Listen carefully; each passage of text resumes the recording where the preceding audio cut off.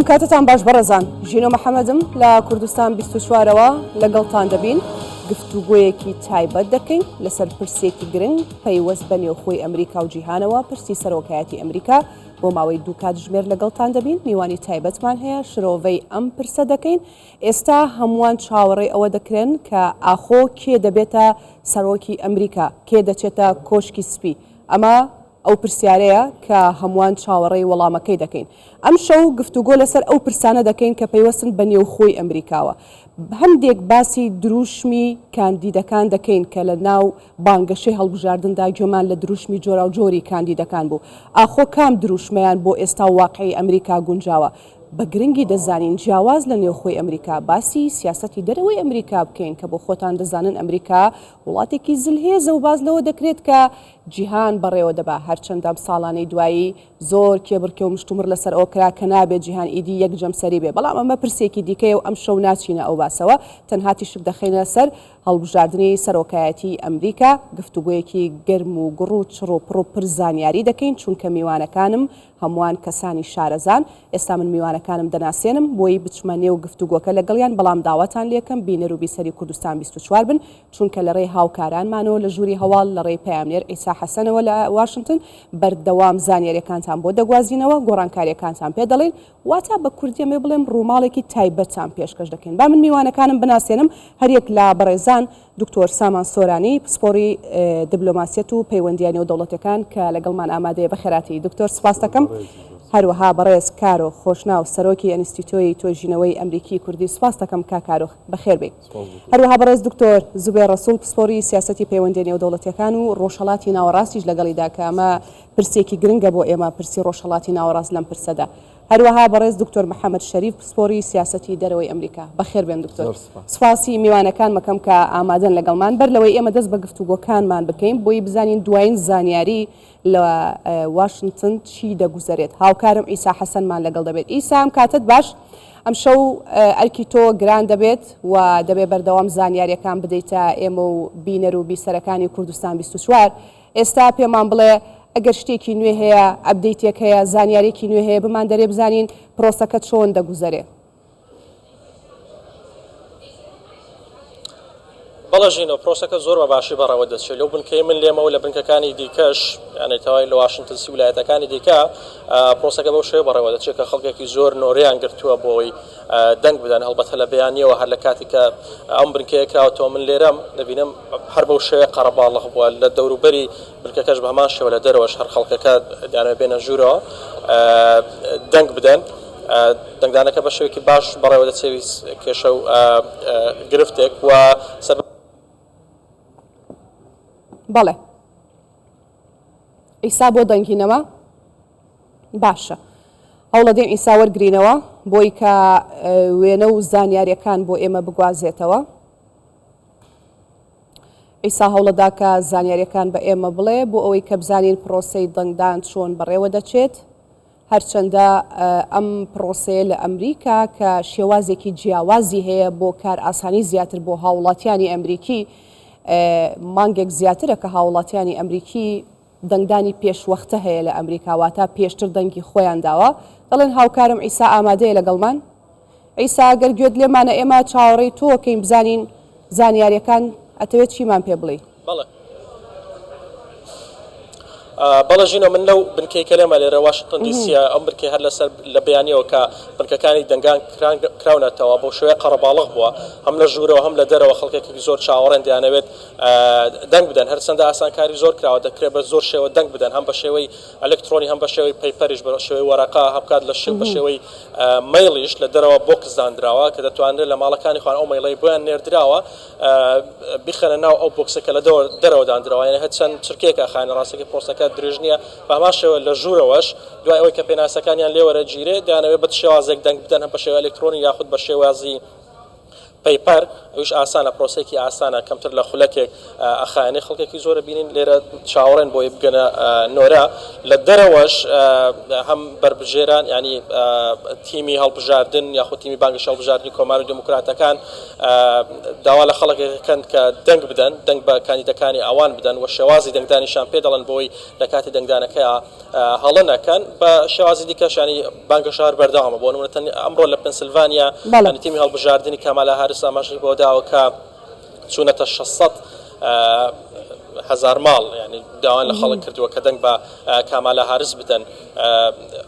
کامالا هاریس دەنگیدا و پێشترەوە کەمێکی لەمەوبەری ژۆناڵ ترەمپ لە فلۆریدا دەنگیدا کە ئاماژەی بۆدا زۆر گەشتبینی خۆی پیشاندا کە گەشتبینە ئەمجارە هەڵبژاردن دەباتەوە وتی بە جیاوازێکی زۆر لە پێش کامالا هاریس دەبین و هەڵبژاردنەکە دەبینەوە و جیاواز وتی ئەم بانگەشەی هەڵبژاردنەمان زۆر زۆر جیاواز بوو لە دەو بانگەشەی هەڵبژاردننی ڕابردوو کە ئەمجارە زۆر گەرم و گرتر بووە بۆی ئەو بانگەشە هەڵبژاردنەوە خەڵکێکی زۆر دەهێنە سەر سندوقەکانی دەنگدان و بۆی دەنگ بە کۆماریەکان بدەن وە چاوەڕێش ناکرێ ئەمڕۆ ئەنجامەکانی هەڵبژاردن بە تەواوی یەکلا بکرێنەوە ڕەنگە ڕۆژانی داهاتوو بەهۆی ئەوەی کە لە چەند ویلایەتێک ئەنجامەکانی هەڵبژاردن ڕەنگە زۆر لە یەکەوە نزیک بن بۆیە ڕەنگە چەند ڕۆژێک بخانێ بۆی بە تەواوی بە دروستی بزانرێت کامە براوی هەڵبژاردنە ئەمڕۆ وڵاتیانی ئەمریکا بڕیارەدەن و بۆ بانگی 4 ساڵی داهاتوو زۆر باشە ئەمریکا نزیکی 330 ملیۆن کەسە بۆی ئەو کەسێک کە دەبێت سەرۆکی ئەمریکا وڵاتێکی 330 ملیۆن کەسی بەڕێوە ئەبات لە چەند ویلایەتێکن دەکێشێک دروست بوو بۆ نمونە پرۆسی دەنگدان درێژ کراوەتەوە لە پنسیلڤانیا لە جۆرجیاش لە پنسیلڤانیا تاوکو کاتژمێردە لە چەند کاونتیە کەڵبەتە لە تەواوی ویلایەتەکە نا لە جۆرجیاش بە هەمان شێوە لە چەند بنکەیەکی دەنگدان کە هەندێک هەڕەشەی ئەمنی و بۆمب هەبوو پرۆسی دەنگدان کەمێک دواکەوت بۆیە کەمێک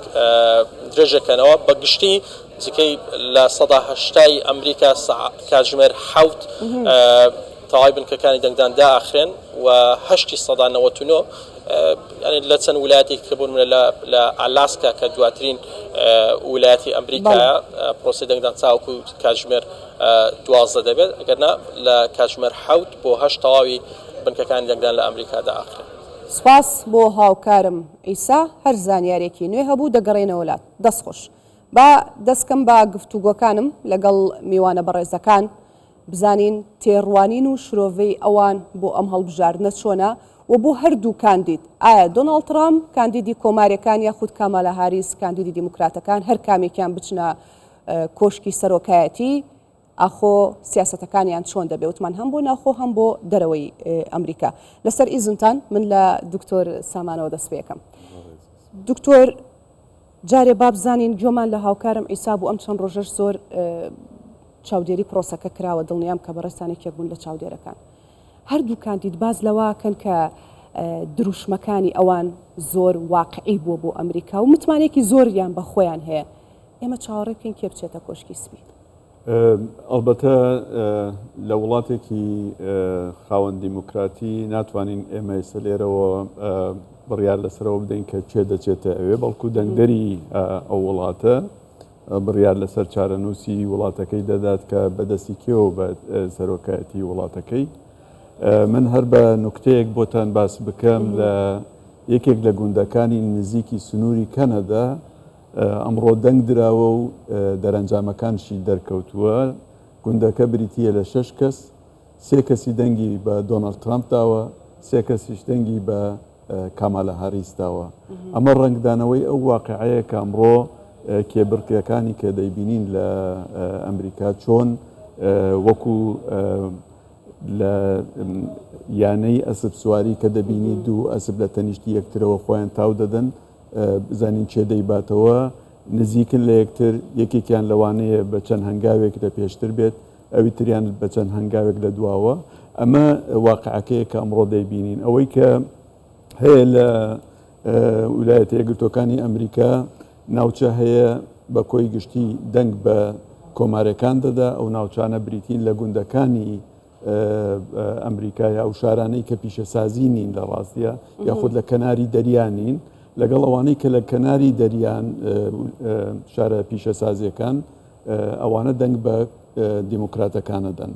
ئەمە شتێکە کە هەیە دابشکاریە ئەو دابشکاریەکی تر هەیە کە هەمیشە شەڕی لەسەر دەکرێت ئەو حوت ویلایەتەیە کە هەمیشە باسی دەکات لە پنسیلڤانیەوە بگرێت تا میشیگن تا نۆرت کارۆلاینە تا ویسکۆنسن تا جۆرجیا تا ئەریزۆنا و نیڤادا ئەمانە پێیان دەوترێت خۆڵەمێشی یاخۆت یەکلاکەرەوە لە پێشووترشە بەو شێوەیە بووە ئەمانە و هۆکارەکانیشی چییە کە ئەمانە بەو شێوەیە دەنگ دەدەن یان خۆت مەسەن ڕاران ئەکەوێتەوە سەر ئەوەی کە بەرژەوەندی ئەوان لەم سەرۆکە تازەیە تا چەند پڕ دەکرێتەوە خواستەکانیان بەدەست دەهێنرێت بۆیە جارێ زووە پێم وا بێت بتوانین بڵێن چیان دەیباتەوە بەڵام لێکەوە نزیکن دکتۆر ئەو نزیکە چی وای کردووە کامەلا هاریس هاوتای دۆناڵد ترامپ بێت ئەوە پرسیارێکی زۆر گرنگە ئێمە پێمان وابوو لە یەکەم دیبیت کە دۆناڵد ترامپ لەگەڵ جۆ بایدن ئەنجامیدا وەک دەوترێت چۆن لە بۆکسێنە کار ئەنجامەدەی بۆکسێکی لێدا و خستی با بڵێن بەڵام چاوەڕوانی ئەوەی نەدەکرد ترامپ کە مەسەلەن بایدن بگۆڕدرێت و کەسێکی تر بێتە پێشەوە ترامپ ماوەی 3 ساڵ و نیو دەرفەتی هەبوو کە خۆی ئامادە بکە بۆ ئەو ململانەیە بەڵام دوجار کەمالە هاریس ئەوە نزیکەی 165 ڕۆژ کاتی هەیە کە بتوانێت ئەو ڕکابەریە بکات سەرەتا خەڵکی واتم تەسەورێ کرد ئەوانەی کە کۆماریشن تا ڕادێک کە کەمالە هاریس ئەو توانایی نەبێت بەرامبەر بە دۆناڵد ترامپ ڕاوەستێ بۆیە دۆناڵد ترامپ خۆی داوای ئەوەی کرد کە بەڵێ منش دیبیتی لەگەڵ دەکەم ئەمانە بەڵام لە دیبیتەکەیە دەرکەوت تا ڕادەیە کە یەکسانیەک هەیە لە یاخۆت هاوسەنگیەک هەیە لە ناوەڕۆکەکانی کە پێشکەش دەکرێت بگرە ئەو کەسە با بڵێن کەمالە هاریس تا ڕادەیەکش سەرکەوتوتر دەرکەوت و لەوانەیە ترامپ و بەرەی ترامپ پێیان وابوو بێت کە هاوکاری کراوە ئەو کەسانەی کە با بڵێن ئامادەکاریان کردبوو لە ناو ستۆدیۆ کە هاوکاری کەمالە هاریس بوون جۆری پرسیارەکان پێشووتر لەوانەیە پێی درابێت و ئەمانە بەردەوام باسی لێ دەکرێت و ئەمانە بە بۆچوونی من بڵێ باشە دکتۆر کاتمان زۆر ئاگەڕێم وڵات کاکاروق با ئاوا بڕۆم سپاس دەکەم دکتۆر زوبێر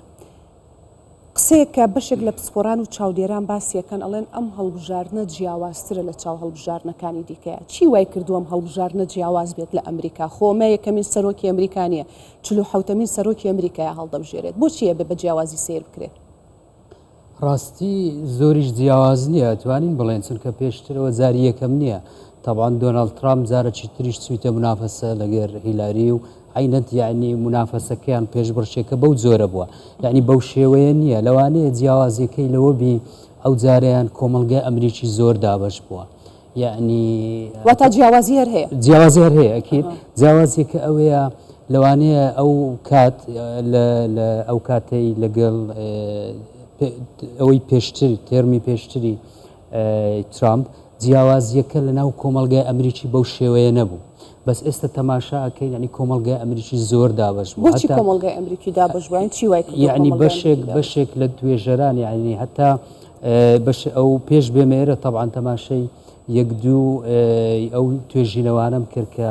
لەسەر لایەنی ئەمنی کراین ینی هەندێکیان پێشببینی ئەوەکەن لەوانەیە ترامپ ڕازی نەبی بە دەرەنجامی هەڵبژارنەکانیش ئەوە یەکێکە لە مەترسیەکان یعنی ئەو پێشببینیانی ئەکرێ ئەوەیە ئەگەر دیقەتت دابی طبعا بازار و دوکانەکان لە ئێستا تەڵبەند کراینە نەوەک خەڵک تر هەڵکوتیتە سەر دامەزراوەکان و یان ئەو بازارۆ بڵێ وەکوی کە بۆ کۆنگرێز ئەنجام یعنی بەڕاستی لەوەتەی ترامپ هاتوتە ناو هەڵبژاردنەکان ئەتوانین برێن جیاوازیەک دروست بووە بەس لەبەرەوەی جاری دووەمە ینی ترامپ جاری یەکەم نییە یعنی ئاماژەکان دیارن بەڕاستی ئەوەی ترامپ لەسەر گوتارەکی چۆن برێن زۆر لە ئاستی خوارەوە ینی لە ئاستی کۆمەلگایشەکە ئەتر وای کردی کۆمەلگای ئەمریکی دابەشبی لە نێوان دیموکراتەکان و لە نێوان کۆماریەکان جیاوازیەکە ئەکرێت لەو ڕۆبی طبعاً فۆکەسەکە زیاتر عادەتەن لە هەموو هەڵبژاردنەکان هەتا لەوەی خۆشبان دائیمەن بەو پرسانە دەست پێەکە کە پرسی ناوە خۆی نمونە گوتاری ترامپ هەتا ئێستا بەڵام بە وڵاتێکی وەکو ئەمریکا ڕاستە بۆ هاوڵاتیانی ئەمریکی پرسی ناو خۆی گرنگە بەڵام لەسەر ئاستی سیاست پرسی دەرەوەش سیاسەتی دەرەوە پرسێکی گرنگە بۆ ئەمریکا قسەیەکی دیکەش هەیە دکتۆر نازام تا چەند هاوڕێیان هاوکار و پاڵپشتیم قسەی من دەکەن شەڕی ئیسرائیل و غەزە بە شێوەیەک لە شێوەکان ئەمریکای دابش کرد ڕۆژێکێکی دیکەیە لە دابشکاریەکە واتە ئێستا سیاسەتی دەرەوە ڕەنگە بۆ هاوڵاتیانی ئەمریکیش گرنگ بێ بۆ ئەم ڕووداوانەی کە دواترینە سەری لە ڕۆژهەڵاتی ناوەڕاست ڕوویدا ژینۆخان هەر ئەوە نییە یعنی جیاوازیەکان لەسەر ڕوانگەی سیاسەتی دەرەوە بێگومان ینی کۆمەڵک پرسەن ئەوانەی دابەشیانەکەن ینی هەتا ڕوانگەی دیموکراتەکان لەگەر ڕوانگەی کۆماریەکان لە باجە لە لەباربردننی منداڵە چۆن برێت لە زیادکردنی باز لەسەر ئەو کاڵانە کە لە دەرەوەی ئەمریکا دێنە ناو ینی جیاوازیەکان زۆر هەتا لە سیاسەتی چەکداری ینی ئەمە زانین کە یەکێک لە کێشەکانەوەی پێرنگان پۆلیسی جیاوازیەکان زۆرن لە ڕوانگەی سیاسەتی دەرەوەش بەڵام لەوانەیە ینی لە پرسی ئیسرائیل بەتایبەت لە پرسی ئیسرائیل زۆرێک لە سیاسەتێکی جێگیری ئەمریکا هەیە استراتیژی ئەمریکاوەیە پشتیوانیکردنی لە ئیسرائیل ئەگەر دێنە سەر وردەکاریەکان لەوانەیە زمانی ترامپ ڕقتر بێ لە سەرکردنی دواتر دێنە سەرەوە پرسانە دکتۆر محەممەد ئەکرێت تۆ جیاوازیەکانمان بۆ تەواو بکەی بزانین چ جیاوازێکی دیکە لای تۆ هەیە بەڵێ ژینەکەم پێشەکی حەزەکەم لای جەنابەت ڕوون بێ کە بە بڕوای من مۆزوع سیاسەتی دەرەوەی ئەمریکا یەک لای کەرەوە نییە بەنسبەت هەڵبژاردنەکانی ناوخۆ ینی قەزێکی گەورە نییە بۆ هاوڵاتی ئەمریکی سیاسەتی ناوخۆ گرنگە هاوڵاتی ئەمریکی بەڵام پێ دوانیە سیاسەتی دەرەوە کاریگەری هەبێت دوای دەرچوونەکە هەندێک گۆڕانکاری ڕوئەیە و دوای شڵاینە سەرباسی کاتمان هەیە بەڵام بە بڕوای من بەنسبەت هەڵبژاردننی ئەمڕۆ لای تاکی ئەمریکی لای ئەو کەسێک کە ئەچێتە سەر سندوقی دەندان مۆزوعی سیاسەتی دەرەوە قەزیێنێ جەنابەت ئاماژە بە قەزەی فەڵەستین و ئیسرائیلە بە تەسەوری من جگە لە ویلایەتی مشگن و دیترۆیت نەبێکە نزیک 200,000 عەرەب و مسلمانی تایە لە هیچ شوێنێکی تر ئەو کاریگەریەی نابێت بەڵام ئەگەر بین باسی دوای هەڵبژاردننی ترامپیان هاریسکەن و مۆزوعێکی ترێش هەندێ جیاوازی کەم تا زۆر هەیە بەڵام بەنسبەت ناوخۆی ئەمریکاوە بەڕاستی قەزیە ناوخۆیەکان گرنگترن بۆ نمونە قەزەی کاروباری دۆخی تەندروستی هەندێک جیاوازیە لە نێوان ترامپ و هاریس قەزیەی سەروەری یاسا و پاراستنی ئەمن و ئاسایش قەزیەی چەکداری قەزیەی بەکارهێنانی مارەوانە کە جۆرێک لە مخدرات قەزیەی تەزەخومی ئابووری قەزیەی باج و تاکس و ئەمە لەگەڵ زائیدن قەزیەی ئەبۆرشن یعنی مافی لەباربردننی مناڵ ئەمانە قەزیە جدیەکانن بەنسبەت بابەتی دەرەکیەوە ئەمانش بابەتن بەڵام سەرەکینین قەزەی هیجرەیە ئیممیگریشن کە کۆچبەران بەڕاستی کۆچبەران ئەمە بەنسبەت ناوخۆ بە بڕوای من یەکێکە لە هەرە قەزیە جدیەکان کە کاریگەری هەیە لە سەرتیزی کردوتە سەر بڵ قەزەی کۆچبەران ئەمە لای دەنگدەری ناوخۆی ئەمریکا قەزێکی گەورەیە مەوزوعی بازرگانی ئەم هەر پەیوەندی بە بارودۆخی دەرە و سیاسەتی دەروی ئەمریکا و کارلێکی لەگەڵ وڵاتانی تر و مەوزوعی ژینگە شەر مەوزوعێکی مهمە بەڵام لەم سێ بابەتە دەرەکیە بە بڕوای من قەزیەی هیجرە و ئیممیگریشن و کۆچبەران لە هەمووی گرنگترە ئەو خاڵانی تر کە لە پێشەوە بۆم باس کردی ئەوانە زیاتر قەزیەی جدی نەک سیاسەتی دەرەوە باش دکتۆر دواتر دێمە سەر مەسەلەی ژینگە پرسی کەش و هەوا کە ترامپ لە ناو کارنامە دروشمەکانیا خاڵێک کە نەچووە بەلایە بابەتی کەش و هەوایە کە بۆ خۆتان دەزانن ئەمریکایەکە لە وڵاتانەی زۆرترین کاریگەری لەسەر پیسبوونی ژینگە هەیە دواتر ئێمە سەرەوە پرسش بەڕێز کاروخ بابزانین باسی هەندێک شتی سەرەتاییمان کرد لەسەر ئەمریکا حەزەکەم لەو خاڵەوە دەست پێ بکەم ئایا تۆش هاوڕای لەگەڵ ئەوەی کە سیاسەتی دەرەوە کاریگەری بۆ سەر دەنگدەر و یاخود بۆ سەر تاکی ئەمریکی نابێت ئەم دۆخی ئێستا باسەکەم بەڵێ هاوڕامە کە ئێستا پرایۆریتی و ئەولەویەت لە ناو خۆی ئەمریکا بۆ چەند پرسێکە بەتایبەت پرسە کەلتوریەکان مەسلەی لەباربردنی منداڵ مەسلەی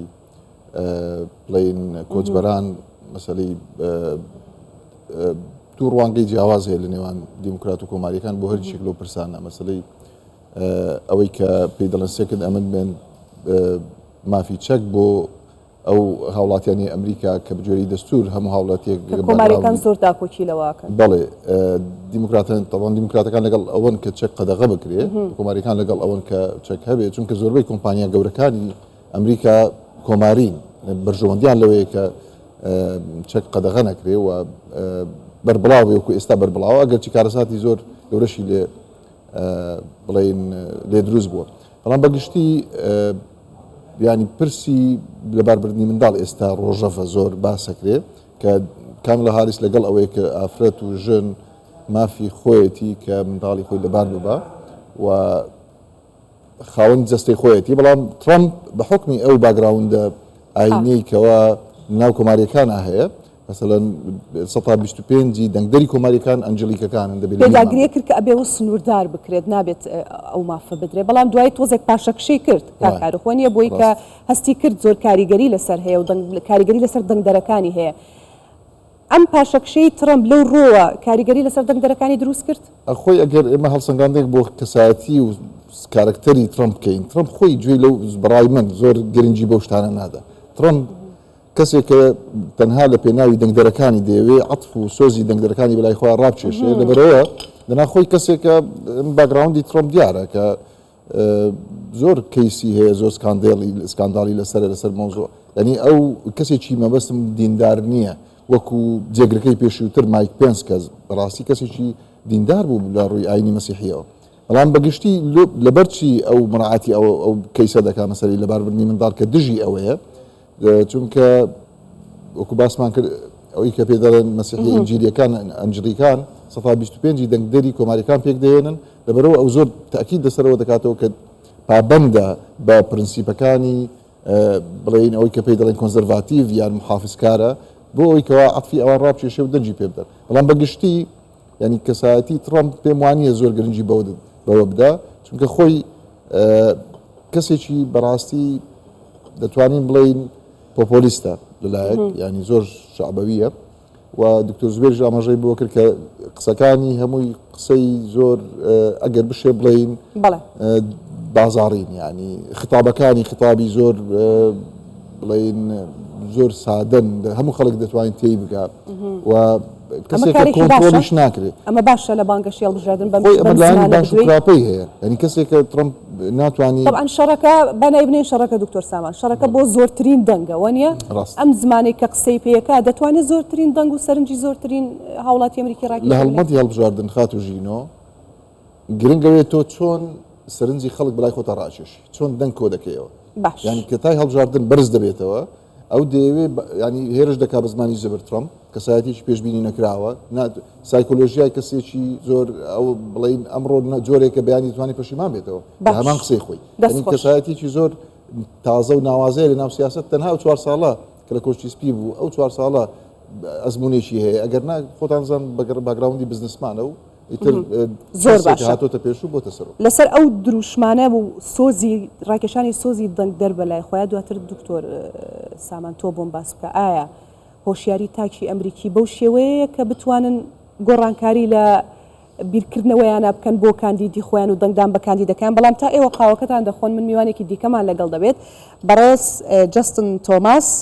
کە بەڕێزیان شرۆڤەکاری سیاسین لە واشنگتنەوە لەگەڵمان دەبێت بەڕێز جەستن تۆماس ئەم کاتەتان باش سوپاس بۆی کە ئامادەن لەگەڵمان ئێستا پرۆسەی دەنگدان دەستی پێکردووە بۆ دیاریکردنی سەرۆکێکی نوێ بۆ ئەمریکا سەرەتا بابزانین ئێوە خوێندنەوەتان چییە بۆ شێوازی بەڕێوەبردننی پرۆسەکە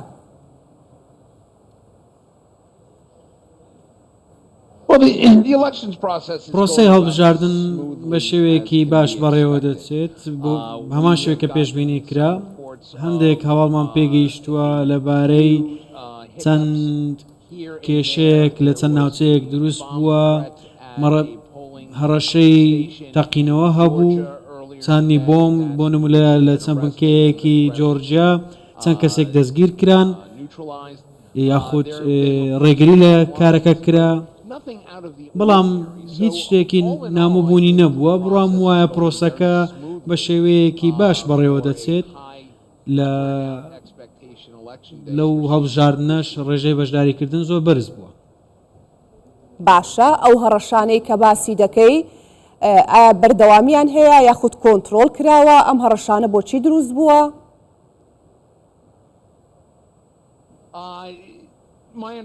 تێگەیشتنی من ئەوەیە هەموو ئەو هەڕەشانە ڕێگریان لێکراوە ئێستا هیچ هەڕەشەیەک نەماوە لەسەر ناوچەکانی دیکەی دەنگدان کە ئێستا من ئاگاداری بووم ئەو هەڕەشانە بۆچی بەردەوا من نازانین هاندەری پشت ئەم کارە چییە هیچ زانیارێکی تایبەتم نییە لەبارەی ئەو کەسانەی ئەو هەڕەشانەیان کردووە لە ویلایەتی جۆرجیا بەڵام جارێکی دیکە ئەمە دۆخێکی سیاسی جەمسەرگیرە ئێستا لە ئەمریکا و ئەگەری هەیە بیرۆکەیەکی تونندڕە و دروست بکات هەندێک کەس کردەوەی تونندڕەوانە و گەمژانە ئەنجام بدەن بەڵام خۆشببختانە بۆ دەنگدەرانمان و بۆ گەلەکەشمان بە شێوەیەکی گشتی هێزە ئەمنیەکان و ئاسایشی نیشتیمانی کاری خۆیان بەباشی ئەنجامداوە بۆی ڕێگری لەو هەڕەشانە بکەن و یان تا ڕادەیە کەمی بکەنەوە هەوڵ بدەن هەر جۆرێک لە شێواندن لە پرۆسی هەڵبژاردن تێک بدەن. کاتە بەڕێز تۆماس تۆ پرسیارت لای من دروست کرد کە بڵێم ئایا دیموکراتەکان یا کۆماریەکان دەتوانن ڕێ لەم بیرە توندڕەویە بگرن کە تۆ باسیەکەی لە ناو ئەمریکا سەر هەڵەدات؟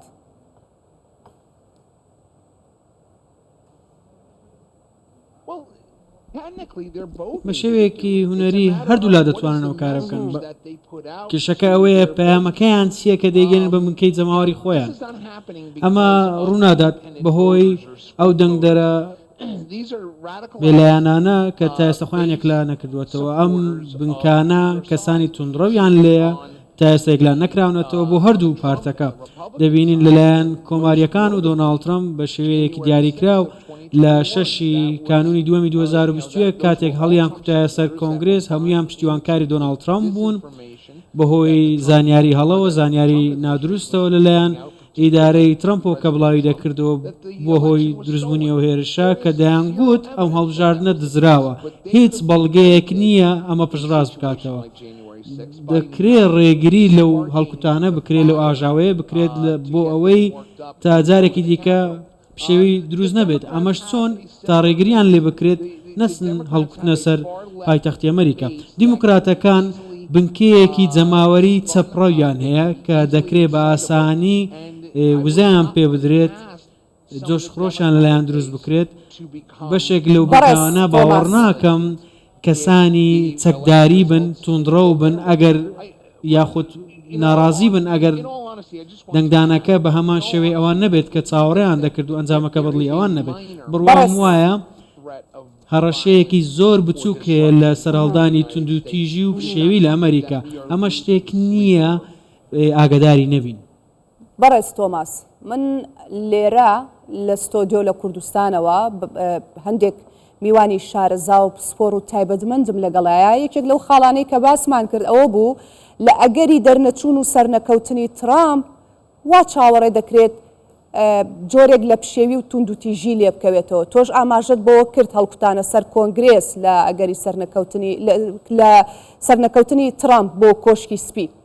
کەواتە پرسیارەکەم ئەوەیە ئایا ئەگەر ترامپ سەر نەکەو لەم پرۆسێشە بۆ جاری دووەم چاوەڕێ بکەینەوە ئەو تونند و تیژێ سەر هەڵبداتەوە لە ئەمریکا؟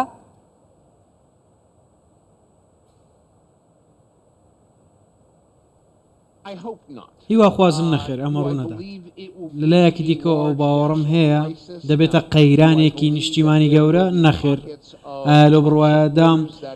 پشتیوانکارانی ترامپ گروپی بچوک بچوک دروست بکەن و زیاد لە پێویست تووڕە بن لەو دەرەنجامەی کە بڵاو دەکرێتەوە بەڵێ ئەگەری هەیە بەم شێوێت تووڕە بن هەر جۆرێک دەتوانم ئەمە بڵێم هەر جۆرێک لە توندڕەوی لە پشێوی نانەوە بەشێک نییە لە کللتوری ئێمە کاتێک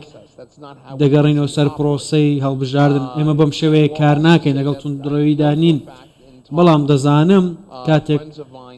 گفتوگۆ لەگەڵ دۆستانم دەکەم هاوڕێیانم لە هێزە ئەمنیەکان و ئاسایش نیشتیمانی لە ئەمریکا ئەوان ئامادەکاریان کردووە بۆ ئەگەری سەرهەڵدانی یاخود بوونی کاردانەوەیەکی تونند و تیژانە بەرامبەر بەو دەرەنجامێکە بڵاو دەکرێتەوە لەو هەموو ئەو فاکتەرانەی باسم کرد ئەگەرێکی بچووک هەیە بەڵام شتێک نییە وامان لێ بکات زۆر نیگەران بین. بەڕێز جستن تۆماس شرۆڤەکاری سیاسی سوپاس کە بەشداروی لەگەڵمان. دکتۆر سامان سلام علیکم گەڕامۆلاتەن سوپاس دەکەم. من کە بەڕێز تۆماس قسەی بۆ کردم هەستمە کرد هەندێک تێبینی ئەنووسی قسەت هەبوو لەسەر قسەکانی و شرۆڤەکانی منیش هاوڕام لەسەر ئەو قسانەیە و بەڕێزە کە کۆمارێکان جیاوازن لەگەڵ دیموکراتەکان بەوەی کە دیموکراتەکان بە تایبەتی کەمالە هاریس کە خۆی لە ویلایەتێکەوە سەری هەڵداوە لە منتیقی کالیفۆرنیا کە چەپی چەپن چەپڕەوەکانی ئەمریکا لە چەپڕۆی هیچ جیهانێک ناچن ئەگەر بەراوردش بکرێت بەڵام ئەو کە هاتووەتە ناو دەسەڵاتەوە بۆتە چەپێکی مام ناوەند تا ڕادەیەک هاریس کەمالە هاریس لە هەمان کاتە ئەوانەی کە تەرەفداری دیموکراتەکانن نخبەی ڕۆشنبیرن هونەرمەندەکانن ئەوانەی کە کاریگەریشێ بێ بەسەر ئەمە بەو شێوەیە کاریگەریە بێت تۆ دەبینیت ئەمڕۆ مەسەلەن بە بەراورد بە فۆکس نیوز کە با بڵێن پاڵپشتی لە دۆناڵد ترامپ دەکات بە بەراورد بە کەمالە هاریس کە نزیکەی 6 کەناڵی تەلەڤیزیۆنی تەرەفداری دەکات بە CNN-شەوە کە کەناڵێکی چەپە ئەمە وای لێ کردووە کە دەنگدەری ئەمریکا جەنابتان ئاماژەتان بەوە کرد کە ئایا تاکی ئەمریکی هۆشیاری تا ڕادێک بەو شێوەیە کە بتوانێت ئەم یا ئەو هەڵبژێرێت تاکی ئەمریکی لە دەرەوەی ئەمریکا نازانێت چییە گوزارێت یعنی زیاتر خۆی گرنگی بە ناو ئەمریکا دەدات بەو پێی کە من لەگەڵ چەند کەسێکی ئەمریکی گفتوگۆم کردووە کە پرسیاری شوێنێکی لێەکەی نازانێت لە کوێیە بێجگە لە ویلایەتەکەی خۆی ئەگەر ڕاستێکەمان بوێت ئەمەش وای لێکات کە بۆ تاکێکی ئەمریکی گرنگ بێچی لە میدیادەکان بۆی دەگوازرێتەوە و چەندێک مەسەرەن دەسەڵات و هەژمونی میدیاکان زیاد بێ بەسەر تاکە ئەوەندە تاکەکە ئەکەوێتە ژێر ڕکیفی ئەو زانیاریانە و دەنگ بە وولایەنەدا کە هەیە ئەوەی دەنگی بەرزتر بێت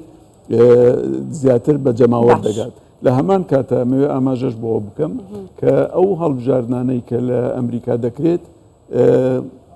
یارمەتی دارایی زۆر گەورە لە پشتێتی کاتی خۆی دۆناڵد ترامپ هەر لەم هەڵبژاردنش داوای لە ملیۆنێرەکان کرد ئەوانەی کە مەسەرەن کۆمەک دەبەخشن بە ئەحزابی سیاسیەکان داوای 1 ملیارد دۆلاری کرد بۆ کەمپینەکەی ئەوانش طبعاً کۆمپانیای زەبەلاحی نەوت و گاز و شتی وا بوون بەو شێوەی کە ئەگەر بێت و من بێمە سەر دەسەڵات ئێوە لە هەندێک باوڵین زەریبە و باج و شتی وە ڕزگار دەکەن مەبەستم ئەوەیە کە کۆمەڵێک فاکتەر هەیە بۆ ئەوەی کە ببنە هاندەر تۆ وەکو تاکێکی ئەمریکی ئەم هەڵبژێری یا ئەو هەڵبژێری باشە دکتۆر میوانەکەمان باسی لەوە کردوتی هەندێک مەترسی بۆم بوو تونند و تیژی و ئەوە هەبووە ئەمە کارێکی ئاساییە لە هەڵبژاردنێکی وڵاتێکی دیموکراسی وەکو ئەمریکادا ئەم تونند و تیژ و مەترسیانە هەبێت ڕاستیەوە کارێکی ئاسایی نەبوو هەتا بێ پێش ترامپ بەس لەوەتەی ترامپ هاتوۆتە ناو هەڵمەتی سیاسی و هەڵبژاردن لە ئەمریکا چۆن برەی بوویتە کارێکی ئاسایی لەبەر ئەو گوتارە پۆپۆلیستی کە پێشتریش هاوڕێیان باسییان کرد بەڕاستی وتم یعنی کۆمەلگای ئەمریکی زۆرێک لە دابەشبوون هەیە لە نێو یعنی عادەتەن ئەو گوتارە پۆپۆلیسیانە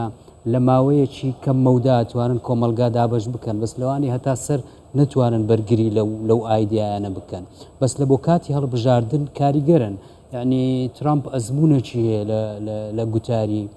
پۆپۆلیستی و سوودیشی لێبینیوە اینجا ئەو جارە لە بیرمان نەچێ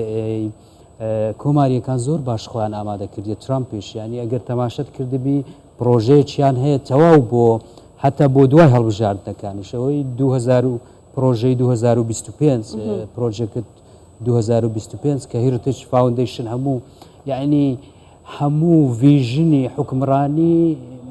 ئەمریکایان تێدا دیاری کردیەوە مەسەن سیاست بەرامبەر ڕۆژهەڵاتی ناوین چۆن مامەڵە لەگەر رووسیاکەن مامەڵە لەگەر چینەکەن یعنی ئامادەکاری بەدەستی پڕەوە هاتووە بڵێ یعنی ئەو جارە ئەتوانم برێم تەنیا وەلەو ئەو دامەزراوەیە سینگتانکێکە ئەرێ ئەو پرۆگرامەی ئەمە ئیشی لەسەرەکەی 400 ریسێرچەر ئیشی لە سەکردی هیچ پەیوەندی بە ترامپ نییە بەس بەڕاستی پەیوەندیەکی زۆر هەیە ینی ئامادەکاریەکە لەوانەیە وەش پەیوەندی بەوەوە بێت کە یعنی ئێستا دیموکراتەکان کۆماریەکان تەنیا کار لەسەر گوتاری پۆپۆلیستی ناکەن ڕاستی لەوەتەی ترامپ هاتوۆتە ناو کۆماریەکان ئەو گوتارە پۆپۆلیستی باو بۆ ئەم بەسەر گوتارە پۆپۆلیستی چ کاریگەریەکێ بێت بەسەر ئەدا و دەسەڵاتی ترامپۆ چونکە بیرمان نەچێ هەمیشە دەڵێن سەرۆکەکان نین کە ئەمریکا بەڕێوە دەبن ئەوە دەستور و یاسا و مؤسساتە کە وڵات بەڕێوە دەبە خۆی ئەوە دیوێچێتی بەڕاستی بەس دیوەکەی تری ئەمە بینیمان کاریگەری هەیە ئەگەر ملاحەزت کردبی لە سەردەمی ترامپ بەشەکی سیاسەتی دەرەوەی ئەمریکا لە تویتەر بوو یعنی کاریگەری زۆری هەبوو یعنی ئەتۆتوانی برێ بەڕاستی ئەمە ئەزانین وڵاتە یەکگرتوەکانی ئەمریکا دامەزراوە هەیە تیمەکی شارەزا لە پشت ترامپن مستەشارەکان ئەوان ڕاوێژکارەکان زۆر تەسیریان هەیە بەس کاراکتەری سەرۆک بەڕاستی ڕەنگڕێژی سیاسەتی دەرەوەی ئەمریکاکە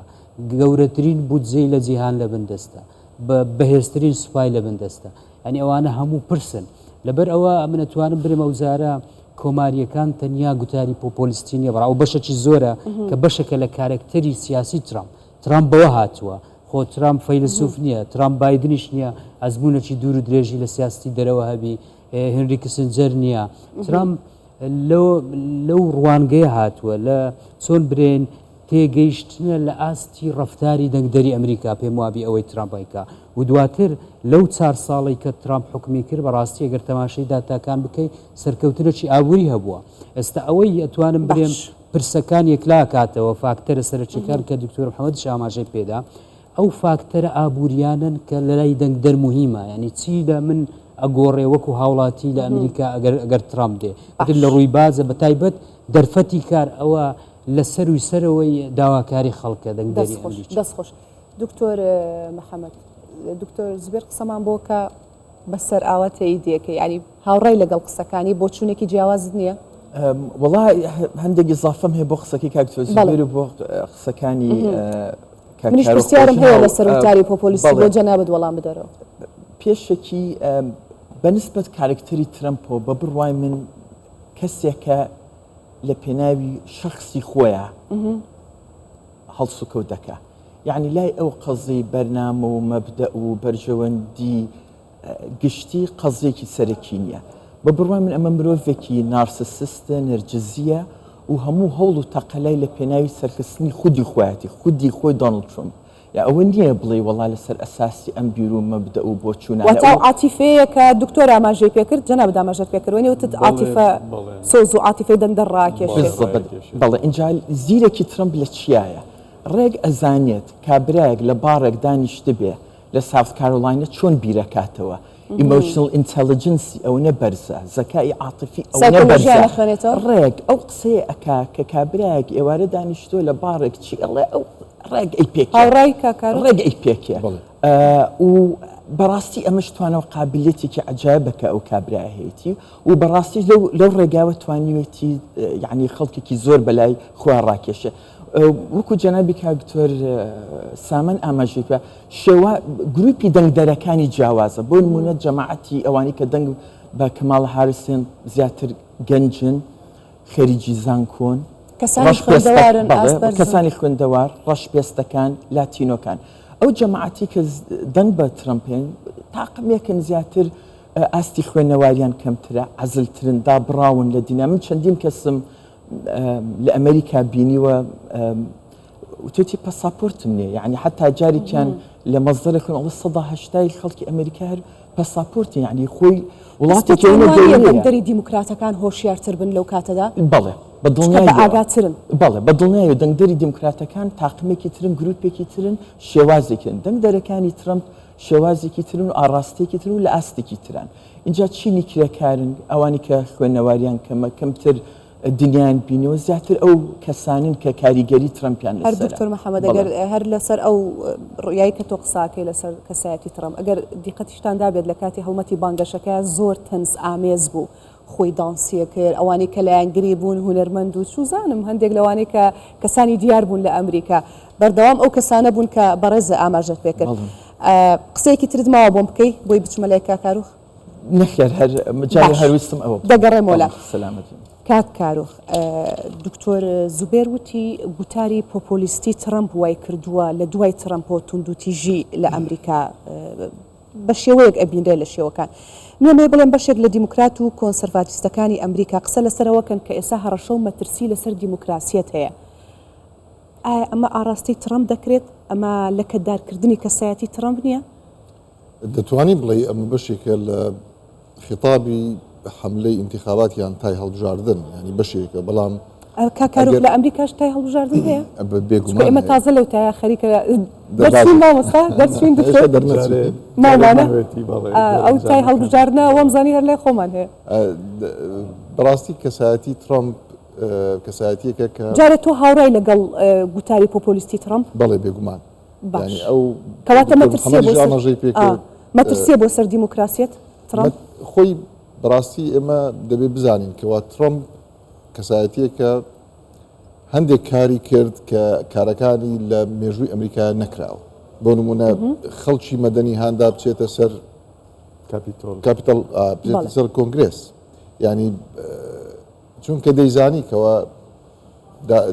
بڵێ موسسەی عسکەری یان سەربازی ئەمریکا بە قسەی ناکەن، چونکە دامەزراوەیەکی زۆر پابەندە نیشتیمانیە و خۆی ئەگەر چی فەرماندەیگەشتی هێزە چەکدارەکان بوو ترامپ، بەڵام جارێ ئەو هەوڵیدا کە کۆمەڵێک شت کا بۆی نەچۆ سەر تاوەکو ئێستاش اعترافی یاخوددانی بە ئەنجامەکانی هەڵبژاردننی 2020 نەناوە، هەر دەڵێ ئەو تەزویرم لێکراوە. ئەمە یەک. دوو، ترامپ هەوڵیدا کەەوە بەڕاستی لە ڕێگای هەندێک تەسەڕوفەوە وەکو هاندانی خەڵکی مەدەنی کە بە ئاشکرا دوایی دوو جار ئیمپیچ کرا ترامپ لەسەر ئەو کارێکە کردی. دواتر بەڕاستی کەسایەتی ترامپ یعنی توانین بڵێن لە ڕووی خۆویستیەوە دکتۆر محەممەد چەمکێکی جوانی بەکارێنا گوتی نێرجسیە، ئەوەندە نێرجسیە کە ینی عرفی ئەمریکای شکاند لەوەی کە پیرۆزباییەک لە بایدن بکە لە ڕۆژێک کە پێی دەڵێن ئیناگوڕیشن دەی کە سەرۆکی نوێ دەست بەکارەبێ لە 21 بڵێن 2021 ئەو کاتە و لە 2025 شەر هەمان شێوە دەبینین ئەگەر ترامپ بێ یاخود ئەگەر هاریس بێ دیموکراتەکان لەوە تۆزێک ئەوەی کە پێی دەڵێن ئۆپن مایندد یان عقلیان کراوەترە. ینی ترامپ ئەو کاریگەریە نابێت کە دکتۆر باسی کردوتی کەسانی خوێندەوار و ڕۆشنبیرن زیاتر لە یانگری دیموکراتەکان بەدڵنیاییەوە. جا ترامپ لە بڵێن عرفی دیموکراسی ئەمریکا ئەوە بوو کە پێشتر هەڵبژاردن کە تەواو دەبوو شەوی ڕاگەاندنی ئەنجامە بەرایەکان سەرۆکی بڵێن کاندیدی دۆڕا و بربژێری دۆراوتر لە تەلەفۆن بۆ براوە دەکات پیرۆزبای لێ دەکات. ئەومان بینیەوە لە سەردەمی جۆرج بۆشی ڕۆناڵد ڕێگن، جۆرج بۆشی باو، کلنتن، ئۆباما لە سەردەمی بەڵام ترامپ نەیکرد. بەڵێ ترامپ نەیکرد. کاتە ئەگەر خراپیشی نەکا لە قیەکە دیموکراسیەت لە ئەمریکا دەتوانین ناتوانێت، چونکە بێم وایە دامودەستگای دیموکراسی لە ئەمریکا ئەوەندە ڕێگوڕیشەی داکوتاوە بە ترامپ ناهەژێ، بەڵام مەترسی دروست دەکات، بەڵام خەڵک هان دەدات ڕەنگە خطابی توندتیش بڵاو بکاتەوە وەکو 2020 بڵێ ئەم ئەگەر بدۆڕێنێ لە حاڵەتێک بدۆڕ ئەگەر براوە بێوکە و حزبانەی خۆمان دەڵێ کاکە هیچ عیبی نیە و پرۆسەیەکی باش بووە و پیرۆزە و پیرۆزبایی لایەنگرانی دەکات کە ئەگەر براوە بێ ئەگەر دۆڕاو بێت ترامپ بەدڵنیاییەوە دەڵێ تانەی لێ دەدا دەڵێ ئەمە هەموو تەزویراتە دیموکراتەکان ئەنجامەکانیان گۆڕیوە ڕازی نابێت بەو ئەنجامانە. کاکارۆخیانی ئێمە ئەوەندە هەزار هەڵەنە بم 12,000 کیلۆمەتر زیاتر ئەگەر ئێمە لە ئەمریکاوە دوورین ئەم عقلێتەوە ئەم سایکۆلۆژیای بۆ ئەوە لە کوردەوە نزیکە. خۆ ترامپ هێناوێتی دکتۆر زوبێر باسی کرد باسی ترامپەکەم کەسایەتی ترامپ بۆ ئەگەر براوە بێت ئۆکەی پرۆسەکە هیچ عیبی نەبوو براوە بووە ئەگەر براوە نەبێت دکتۆر سامان دیزاین کراوە. یەک خاڵی زۆر بچووک بەر لەوەی دکتۆر سابان ینی فەرمودەکەی پێشکەش بکە. ترامپ هەموو کار و کاردانەوەیەکی بە چاویلکەی ئابووری بزنس لێکەداتەوە، ینی ئەوەی خۆکاندیدکردنیشی بزنسە بەلای ئەو، چونکە بزنسەکەی فراوانەکە لەسەر ئاستی جیهان، ینی ماڵ و منداڵ و عائیلەکەی ئێستا بۆ نمونە لە تورکیا بزنسیان هەیە، لە سەڵتەنی عەمان هەیەی، لە دوبەی هەیەی، لە ئەوروپا، هەتا لە رووسیا هەیەی، پەیوەندیی دۆستانەی لەگەڵ شی جینپینگ سەرۆکی چین هەیە، لەگەڵ کیم جۆن ئون سەرۆکی کۆریای باکوور هەیە، کەمانە هێڵی سوورن بەنسبەت دیموکراتەکان، لەگەڵ ڤلادیمیر پۆتین پەیوەندیی زۆر هەر عجیبە بە ڤلادیمیر پۆتین. یعنی ترامپ لە هەندێک حاڵەتە بەڕاستی ڕەچەشکێنە، یعنی ڕەچەشکێنە بەوەی کە ئاسانە لە بینی شەو ڕۆژێک لەگەڵ دیکتاتۆرێکە بێتە کێشەی نییە لەگەڵ خەڵک وەکۆڵێکە بە شەو ڕۆژێک دەتوانم جەنگی رووسیا و ئۆکرانیا ڕابگرمەوە دواتر دێمە سەرەوە پرسیارش باشە دکتۆر قسەیەک بکەی هەستەکەم ترامپ خەریکە مێزەکە داگیرەکە هەموو گفتوگۆکەمان چێتە ئێسەی گۆڕمێکیم بە کامەلا هەریس گفتوگۆکەمان لەسەر ترامپە وەکو فیگەرێک وابزان بۆ زۆر کەس ئاشنانیە ترامپ خۆی دیموکرات بووە بەڵێ لە ڕابردووە تەنانەت هاوکاری دیموکراتەکانشی کردو بە کۆمەکی دارایی ئەو گۆڕانکاری کە لە هزری ترامپە هەبووە ئەو بۆشایە بۆ کە لە ناو کۆمارەکانە وجودی هەبووە وەکەوەی کە سیاست مەدارێکی بەهێز و کاریزمایان نەبووە ئەم هاتووە پڕی بکاتەوە وەتە فەراخ وای کردووە بەڵێ ئەو بۆشایی پڕ کردوێتەوە حقیقت معادلێکی فیزیاوی هەیە ئەڵێ سروشت حەز لە بۆشایی ناکا کە هەبەیەکێکی دێ پڕێکاتەوە ئەمە ڕووی داوە عقل بووە ئەم بۆشایی پڕ کردوێتەوە بەڵێ بە زیرەکیەوە ئەو کاری کردووە بەدەر لەوە حزبەکەی ئێستا بزەبت ئەو بەرنمەیە نییە کە کۆمارەکان هەیەە بەڵکو هەمویان عقیدەی ترامپ یا ترامپیزمیان پەسەند کردووە و ئەمەش وای لێ کردووە کە ئەمڕۆ ئێمە ئەگەر باس لە ترامپ بکەین ئەبێ باس لەوەش بکەین کە ئەو بیرۆکەی ترامپ ئەوەیە کاڵێ بگەڕێنەوە بۆ ئەوەی کە ئەمریکا لە پێش هەموو شتێکەوە بێ ئەمریکا فێرس ئەو ئەمریکا فێرسە لەسەر حسابی ئەو پەیوەندیانەیە کە لە ترانس ئەتلانتیک هەیەی بۆ نمونە لەگەڵ ئەوروپایە ئەو بەجاڕی ئەووادا جەنابتان ئاماژەتان بە کەشوهەوادا ئەوڵێ ئەمە دەبێت لە هەموو ئەو اتفاقیاتانە بکشینەوە و خۆمان با بڵێن بگەڕێنەوە بۆ ناو ئەمریکا یعنی جۆرێک لە ئینعەزالیەتمان هەبێت ئەمریکا بەهێز بکەینەوە چکە ئەمریکا ئەمڕۆ لەلایەن کۆڵێک لە وڵاتانەوە کە بە ناوی هاوپەیمانێتیەوە بۆ نمونە کۆریای باشوورە بۆ نمایانە ئەوروپایە بەهۆیەوەی کە ئێمە یارمەتی ناتۆ دەین ئەو باس لەوەش دەکات کە دەبێت لە ناتۆش بکشێنەوە ئەمە بەرنمەکانی پێشووتری ترامپ بووە کە وەکو چۆنڵێ بووە بە مەترسی بۆ ئەوروپا ئێستا من بە دڵنیاییەوە بە جەنابتان ئەڵێ من شارەزایم هەیە لە ئەڵمانیا وڵاتانی یەکێتی ئەوروپا بە کۆی گشتی حەزەکەن بەرنمەی هاریس سەرکەوتن بەدەست بێنێ بۆ لەبەرەوەی ئەوان باوەڕێن بەو پەیوەندیە ترانس ئەتلانتیکە هەیە کە ئەبێ بەردەوامی هەبێت ناتۆ بێ هاوکاری بکرێت جەنگی ئۆکرانیا کە مەسەرەن هەیە پێویستە بەردەوامی هەبێت بۆەوەی رووسیا سەرکەوتونە بێ بەسەر ئۆکرانیا و لە هەمان کاتشە سەرکەوتونە بێ بەسەر ئەوروپای وەکو هەژمونێکە هەیبێت ئەوەی کە لێرە گرنگە بە نسبەت ترامپەوە ئەو کەسێکە وەکو چۆنڵێ ترانس ئەکشنال ریالیستێکی مامەڵەگەرایە وەکو کاکارۆخ ئاماژەی پێی کرد پاشخانێکی بازرگانی هەیە باوکی نزیکەی 438 میلیۆن دلاری بۆی بەجێهێشتووە کردوێتی بە 3 میلیارد دلار نزەکەی وای کردووە یا عقلەکەی وای کردووەم کاریگەریە دروستکە بەڵێ بەدڵنیاییەوە لە بواری خۆیە زیرەکە و لە هەمان کاتشە کەسایەتیەکی هەیە کە ئەتوانێت هەژمونی خۆی بسەپێنێ بەوە ئەو نەرجسیەتەی کە دکتۆر محەممەد ئاماژەی پێی کرد وای لێ کردووە کە بەڵێ من چەقی شتەکانم هەمیشە دەبێ فۆکوس بخرێتە سەر من و لە ژێر باڵێن ڕۆشناییەکان بەڵێ وەکو ئێستش ئەگەر بینی بێتان لە پرۆسی هەڵبژاردنە زۆر تەکید لەسەرەوە کاتۆ کە من براوم زۆر متمانەی بەخۆیەتی لە دوای بەتایبەت ڕسم بس من ئەوە یەکێکە لە پرسیارەکانم بۆچی با بچمە لای دکتۆر محەممەد هەر ئەم پرسیارە سەر ترامپەکەم و تاوشکە زۆر باش کەسایەتی ترامپمانشی کردەوە بۆچی هەمیشە خاڵێکە زۆر تەکیدی لەسەر کردوەوە لە دەستپێکی بانگەشەکەیە ئەڵێ من ئەمریکا ڕزگارەکەم و تاکی ئەمریکی ڕزگارەکەم لە چی ڕزگاریەکە ئەوە تا بە پێش شرۆڤەکان بێت ترامپ بۆ خۆی یەکێکە لە مەترسی دیموکراسیەت لەسەر ئەمریکا بە و گوتارە پۆپۆلیستانی کە هەیەی تصورم وایە هەر ئەگەڕێتەوە بۆ ئەو طموحی کێتی طموحی شخصیە یعنی لە هەشتاکانە ئەم کابرایە بەسەر حسابی گیرفانی خۆی لە جەریدەی نیویۆرک تایمز لاپەڕەی کڕیوە لەسەر گیرفانی خۆی بۆ دیعای و هینی خۆی بۆ دەربڕێنی بیرکردنەوەی خۆی لەسەر سیاسەتی ئەمریکا بۆ چۆنی خۆی لەسەر سیاسەتی ئەمریکا اینجا زیرەکێکی لەوایە بۆ نمونە ئەم شعارەی کە هەی بوو Make America Great Again با سەر لە نوێ ئەمریکا عظیم کەینەوە بنیادی بینەوە ئەوەی پێینەوە ئەمە ئەو جۆرە قسە عاتفیانەیە کە کەسێکی سادە کەسێکی ساویلکە زۆر بە ئاسانی پێی بخەڵەتێ پێی چەواشە بکرێ بە بڕوای من زیاتر علاقی بە طموحی شخصی خۆی ئەگینا بڵێ ئەم کابرایە بۆ چوونێکی تایبەتی هەیە لەسەر فلان وڵاتیان ئەوەیان ئەوە بەس زۆر ئاماژە بەوە ئەدرێت کە زۆر ئەمریکای خۆشەوێ یعنی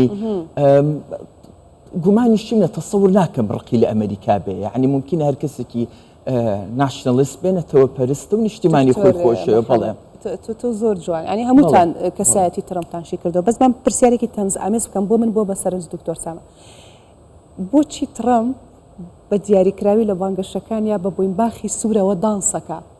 ئەم ئاماژەیە چییە ینی ئەمە ئاماژەیە ئەوێت پامێک بگەێنە یا خود نا هەر شتێکە بەڕێکەوت ئاڵای نەنا بووینباخ چی پێڵێن بڵێ بڵێ بەتەکی جەناب تزانی یعنی جمهوریەکان سوورن ئاڵاکان سوورە ئەوش ئاماژێ بە هەر ئەوەیە بڵێ من تەسەورەکەم هەرۆ بێ و ئەنیقش ینی دایمو لە حەزە بکەن قاتی نیلی لە بەرەکە سوور لەگەڵ کراسی سپی یان لەگەڵ شینی کاڵ زۆر جوان دەرەچێت بەس تەسەورەکەم هەردوو هەم بەس من نابێت ئەوە ماڕۆنیە ئەو ماڕۆنیە ئەو زیاتر سوور بەکارێنێ هەمان پەیامە خۆی قسەکەی جەنابیان ڕاستە کە ئەوە ڕەنگی سوور هی کۆمارێکانە و لە هەمان کاتشە ڕەنگی سوور لە ڕووی باڵین هوەریەوە سەرنجڕاکێشە مەسەرەن ئەو کەسانی کە یانەوێت دەرکەون مەسەن ڕەنگی سوور بەکارێنن بە تایبەتی ئافرەتەکان ڕەنگی سوور بەکاردێنن بۆ ئەوەی کە سەرنجی بەرامبەر ڕابکێشن تەئیدەن بۆ هەمان ڕائەتەیە کاک والله پێم وایە کە ترامپ پیاوێکی زۆر بەچەنسە یعنی هەر لە کاندیدبوونی ئەگەر بیرتان بێت لە 2015 بەر لەوەی بێتە کاندیدی سەرکی کۆماریەکان 18 کەس لە کۆماریەکان خۆی کاندید کرد بوو هەموو کەس کە ڕاوسەرنجیان دەرەبڕیدیان گوت ترامپ ئەخیر کەسە لە ناو حیزبی کۆماری زۆر ینی ڕاوسەرنجەکان بە دوور بوون کەەوە ترامپ ببێتە کاندیدی سەرکی کۆماریەکان لە 2016 بەڵام بوو چانسی زۆر بەهێزە و خطابی زۆر کاریگەرە و لە هەمان کاتیش ترامپ بەڕاستی ینی چانسی هەبوو لەوەی لە دوو محاولەی اختیال و تیرۆرکردن ڕزگاری بوو ینی توانی ئەوەش ئیسtismار بکە بۆ خۆی ینی وەبەرهێنان لەوە شابکە گوتی ینی هەڵسێتەوە جەری بوو گوتی فایت اینجا بەڕاستی بە زۆر تەرکیزەکاتە سەر دانس چونکە ترامپ پێم وایە ینی کەسێکە وەکو بڵێ هیچ سنوورێکی نییە یعنی دەیەوێت سەرنجی بەرامبەرەکان ڕابچێشێ زەرنجی خەڵک بۆ خۆی ڕابچێشێ و بێوێ دەنگدەرەکان دڵخۆش بکات بەوەی کە دەیکات دکتۆر زبێر هەر تۆماوی تۆش کۆمنتێکمان بزانم دانس و بۆین باخی سوور حەزەکەی طبعا مەسلەی دانسۆوانە بەشەکە لە کولتوری ئەمریکا هەموو سەرۆکەکان ئەنی دانسەکە نەگەر تەماشا بکەی هەتا بۆش و کلینتن و بەسی ئەم زۆر دیار و زەقتی ئەو لەبەرەوەی زۆر بەناڕێچێکە دیتیانی زۆر بەناڕێچێکە من ئیسافێکی ترم هەیە ناوەشێتەوە بەس بەڕاستی پێش ئەوەی دکتۆر محەممەد ئەزان چۆنە دنیای سیاست بەڕاستی دنیای فریشتەکان نییە ئەو بەرچەی ئەمە لە ترامپە بینین بەڕێی من لە هەموو سیاسەکان هەیە دیوێکی لەوانەیە ئەوەی ترامپ ئەوە بی کە زۆر بە ئاشکرایی و بە ئاسانی ئەیداتە دەست دەنگدەر و خەڵک بخوێنێتەوە ئەگەر نابڕێی من بەشێکی ئەمە باشە لە سیاسەتا هەموو شتێک دیار بێ باش نییە بەس لەوانەیە ئەزانی مەسلەکەی هەڵبژارنەکانی ئەمریکا چیە هەر وڵاتە و هەر نەتەوە لە ڕوانگەی خۆی تەماشاکە تۆ ئێستامە لێرەین دەنگ دەرێکی ئەمریکی بەناو عەک تەماشەیەکە و ئێمە بەناو عەک تەماشەیەەکەی بڵێ مەبەستمەوەی لەوانەیە بەشەکی هەڵسەنگاندنانی ئەمەکەین بەڕاستی بکەویتە ئەو قاڵبەی بەس ئەگەر بە مێژووی وەکو کاراکتەرێکی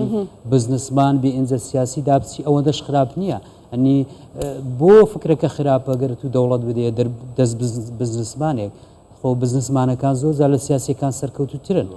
زۆربەی سەرۆکەکانی ئەمریکاش باگراوندە چێوەیان هەیە لەوانەیە دەوڵەمەندەکەیان ترامپی کە دەرکەوتوە ئەبن زۆر جیای ناکەمەوە بەڕاستی لەو دنیای سیاسەتەی کە هەیە باشە دکتۆر با ئێمە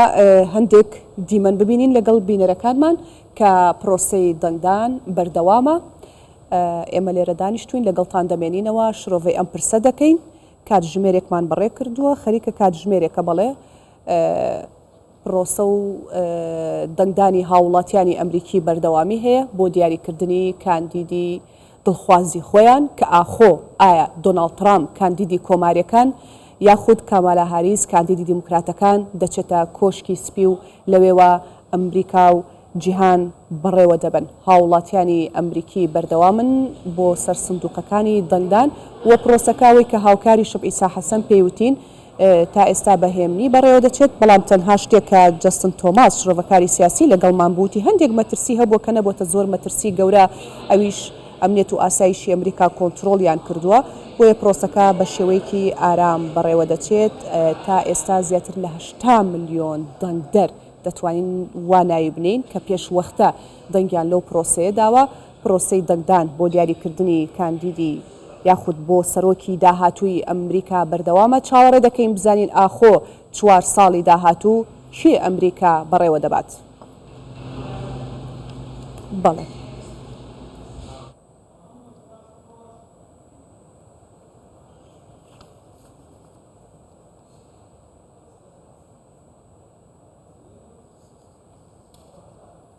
بڵێ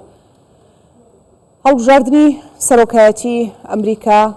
بەردەوامی هەیە. دۆناڵد ترامپ کاندیدی کۆماریەکان کامەلا هاریس کاندیدی دیموکراتەکان لە چاوەڕوانی ئەوەدان ئاخۆ دەنگدەر متمانە بە کامیان زیاتر دەدات. هەرچەندە ڕاپرسیەکانی پێشوەختە و زانیاری هاوکاران و پەیامنێرانمان تا ئێستا ئەوەمان پێ دەڵێن کە جیاوازێکی زۆر نییە لە نێوان ترامپ و هاریس واتە دەنگەکانیان ڕێژەکانیان ژمارەکانیان لێکەوە نزیکە، بەڵام دوجار ئەوە دەنگدەری ئەمریکیە کە هەردوو کاندید لە چاوەڕوانی کۆتاییان دێت و یەکلا دەبنەوە بۆ ئەوی کە کامیان بچنە کۆشکی سپی. چاوەڕێ دەکرێت سەرۆکی داهاتووی ئەمریکا سیاسەتەکانی بەتایبەت بەرامبەر دەرەوە واتە سیاست لەسەر ئاستی دەرەوە لەسەر ئاستی ڕۆژهەڵاتی ناوەڕاست بە دیاریکراوی گۆڕانکاری بەسەرتاد بێت. هەرچەندە باز دەکرێت کە ئەمریکا وڵاتێکی موسساسی و دەستوری و یاساییە، سەرۆکەکان زۆر کاریگەریان نابێت لەبەرەوەی بە تەنها ناتوانن بڕیارەکانی خۆیان بدەن، بەڵام دوجار ترسێک هەیە لە بەرامبەر دۆناڵد ترامپ کە جارێکی دیکە ببێتەوە بە سەرۆکی ئەمریکا. ئەوەش پرسیارە کە ئاخۆ دەنگدەری ئەمریکی بۆ جاری دووەم متمانە دەداتەوە بە ترامپ، چونکە بیرمان نەچێت ترامپ 4 ساڵ سەرۆکی ئەمریکا بوو. ئایا بۆ جاری دووەم ترامپ دەتوانێت بچێتەوە کۆشکی سپی یاخود نەخێر؟ لە مێژووی ئەمریکادا هاوڵاتیان دەنگ بە ژنێک دەدەن و ژنێک دەکەن بە سەرۆکی خۆیان.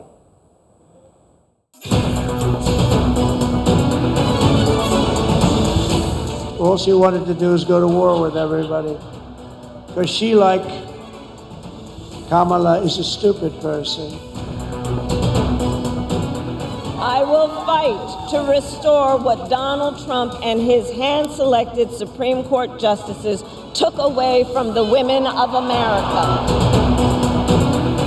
From the moment we take back the White House from crooked Joe Biden and Kamala, I call her Laughing Kamala. You ever watch her laugh? She's crazy.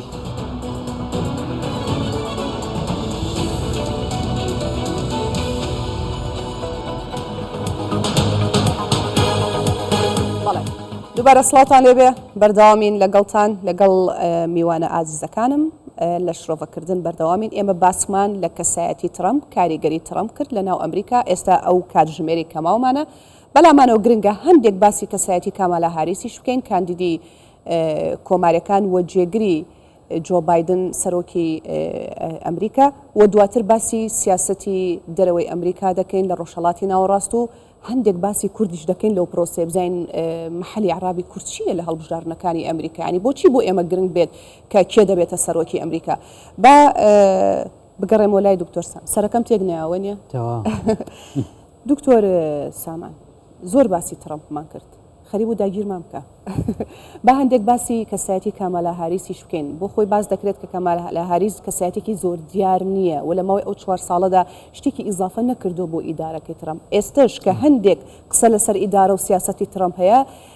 چاوەڕە دەکرێت کامالا هاریس بچێتە کۆشکی سپی هەر درێژەدانە بە ئیدارەکەی ترامپ. سام چۆن هەڵی دەسەنگێنی کەسایەتی هاریس؟ کەسایەتی هاریس بە بەراورد بە ترامپ ئەو پاشخانێکی هیچ نەبێ ئەکادیمی هەیە، زانسە سیاسەکانی خوێندووە، یاسای خوێندووە و لەو بوارانەدا کاری کردووە، محاماتی کردووە، پاشان بووە بە داواکاری گشتی، پاشان ڕۆڵی گێڕاوە لە ناو حکوومەتە، بووە بە ئەندامی پیران، ئەنجومەنی پیران. اینجا دوای ئەوە هەڵبژێردراوە بووە بە جێگری سەرۆکی ویلایەتە یەکگرتووەکانی ئەمریکا. بە واتایە ئەو هەر هیچ نەبێت لە ناو ئەو سیستەمەیە گەورە بووە بەو شێوەیە نەبووە وەکو ترامپ یەکسەر بێتە ناو بابەتەکەەوە و گۆڕەپانداگیر بکات. لە هەمان کاتە کامالا هاریس لە ڕابردووە کەسێکی بڵێ لە سیاسەتا پوینتی زیاتری هەیە لە ترامپ. ئەتوانم بڵێم ئەزمموی لە ناو حزبەکەی خۆیان زیاترە لە ترامپ ئەگەر بەراورد بکرێتەوە ئەمانە. و لە هەمان کاتیشە دیدگای کامالا هاریس دیدگایەکی چەپگەرایە بەو پێەیە کە ئەو باوەڕی بە کۆمەڵێک نۆرم هەیە کە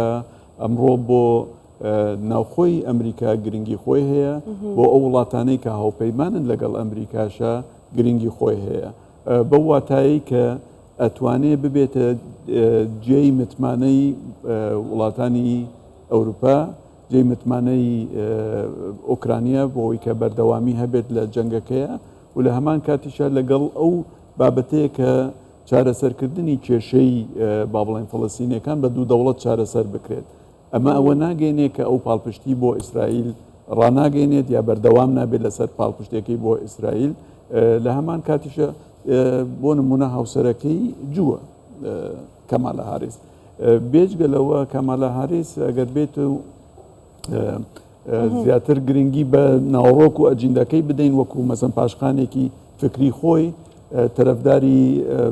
بابەتی ئافرەتانە بۆ نمونە مەسلەی لە باربردننی ئافرەتانی کردوتە ناو ئەجیندای کارەکەیەوە کاری لەسەرەوە کردووە کە لەبەرەوەی خۆشی لە خانەوادەیەکی با بڵێن سپی پێست نییە بەڵکو ڕنگ پێست ئەم ڕەشپێستی هاریس کاریگەری دەبێت بۆ سەردەنگدەرەکانی ئەتوانین بڵێن پێستی ڕەنگە و ڕەنگی هەیە نەک ڕەش پێستەوەن لەوێ بە پێی پۆشاک و جلە گۆڕێ لەو ڕەنگانە پێستی ملەوەن زۆر ڕەش نییە بەڵێ زۆر ڕەش نییە بەڵێ بەڵێ خانەوادەیەکی واکو جامایکایی و هندی هەیە باوکو دایکی لە هەمان کاتیشە ئەو تەرەفداری ئەوەیە کە بە بڵین مەسلەی کۆچبەری تا ڕادەیەک بە زیاتر گرنگی پێ بدرێت دەرگا کراوەتر بێت بۆ پێچەوانی ترمپە لە پرسی کۆچبەریە لەو خاڵەیە کە با بڵێن کۆچبەری نایاساییمان هەیە بکە دێن بۆ لە مەرزەکانی مەکسیکۆ بۆ ناو ئەمریکا بۆ ژمارەیان زۆر کێشێکی ناوخۆی نییە کێشێکی زۆر گەورەی ناوخۆییەوە زۆر زەقش بۆتەوە لە بەرەوەی ئێستا مەسەن دەبینی دۆناڵد ترامپ دەڵێت ئەوون کە کۆچبەرە نایاساییانە 13,000 تاوانکاریان تایە ئەمانە هاتوون بۆ ئەمریکا تێکەدەن ئەم ئێوارەیە وتی هەموو تاوانبارەکان دەگەڕێنیان گەڕێنینەوە ئێمە باس لە نزیکەی 20 میلیۆن کەس دەکەین کە چارە نووسیان لەوانەیە تووشی گرفت بێ بەهۆی بڕیارێکی ترامپەوە ئەگەر دەری بکات چوەکاتی خۆشی بڕیارەکانی کە دای جێبەجێی کرد بۆ نمونە وتی ڕێگریەکەم لەوەی کە خەڵکی وڵاتانی عەرەبی بۆ نمونە هەروە بە ئاسانی سەردانی ئەمریکانەکەن و کۆمەڵێک لەو بابەتانە شانەوەی هێزەکانی لە ڕۆژاوە ئەوەش بابەتێکی ترە دوایی لە مەسەلەی ڕۆژهەڵاتی ناوەڕاستبوونی سەری باش با من یەک پرسیاری دیکە لەسەر هاریس دکتۆر زوبێر کتێبێک لە ئەمریکا بڵاو بۆتەوە بەناوی دەستکەوتەکانی کامالا هاریس کە مایک بۆڵز نووسیوێتی خەریکە دەبێتە پڕفرۆشترین کتێب لە ئەمریکاداوە تا توانم بڵم زەڵجەیەکی ناوەتەوە کاکارۆخ ئاگاداری 191 لاپەڕەیە ئەم کتێبە بەڵام هیچیتیان نەنووسراوە وەکو ئاماژەیەک بۆی کە کامالا هاریس هیچ دەستکەوتێکی نەبوو هیچی نەکردووە ئەکرێ سەرۆکێک بەو شێوەیە پێناسە بکرێنە ناو ئەمریکا و ببێتە کاندید بۆ سەرۆکایەتی ئەمریکا ڕاستی ئەگەر ئەمە تەماشای پرۆفایلی سیاسی هاریس بکەین کەم ئەزمونە هیچ ئەزمونەی لە سیاستی دەرەوە نییە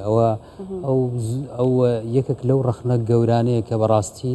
لە ینی ئەگەر لە هارسە گیرێت ترامپ ئەزمونەی هەیە هیچ نەبی 4 ساڵی ترامپان نیتە ئەوە ینی ئەگەر مقارنەی بکەی لەوانەیە بەسەردەمی ترامپ لە ڕووی لایەنە ئابوووریەکە و داهاتی تاک و لە ڕووی هەڵاوسانەوە باشتر بوو بێ لەو ئیدارەی دیموکراتەکان لەو 4 ساڵی ترامپ لەبەر ئەوە یعنی من پێم وایە بەڕاستی هارس کەم ئەزمونترین ئەتوانم برێم لەوانەیە سەرۆکی ئەمریکابی هەتا ئێستا ئەگەر بهێت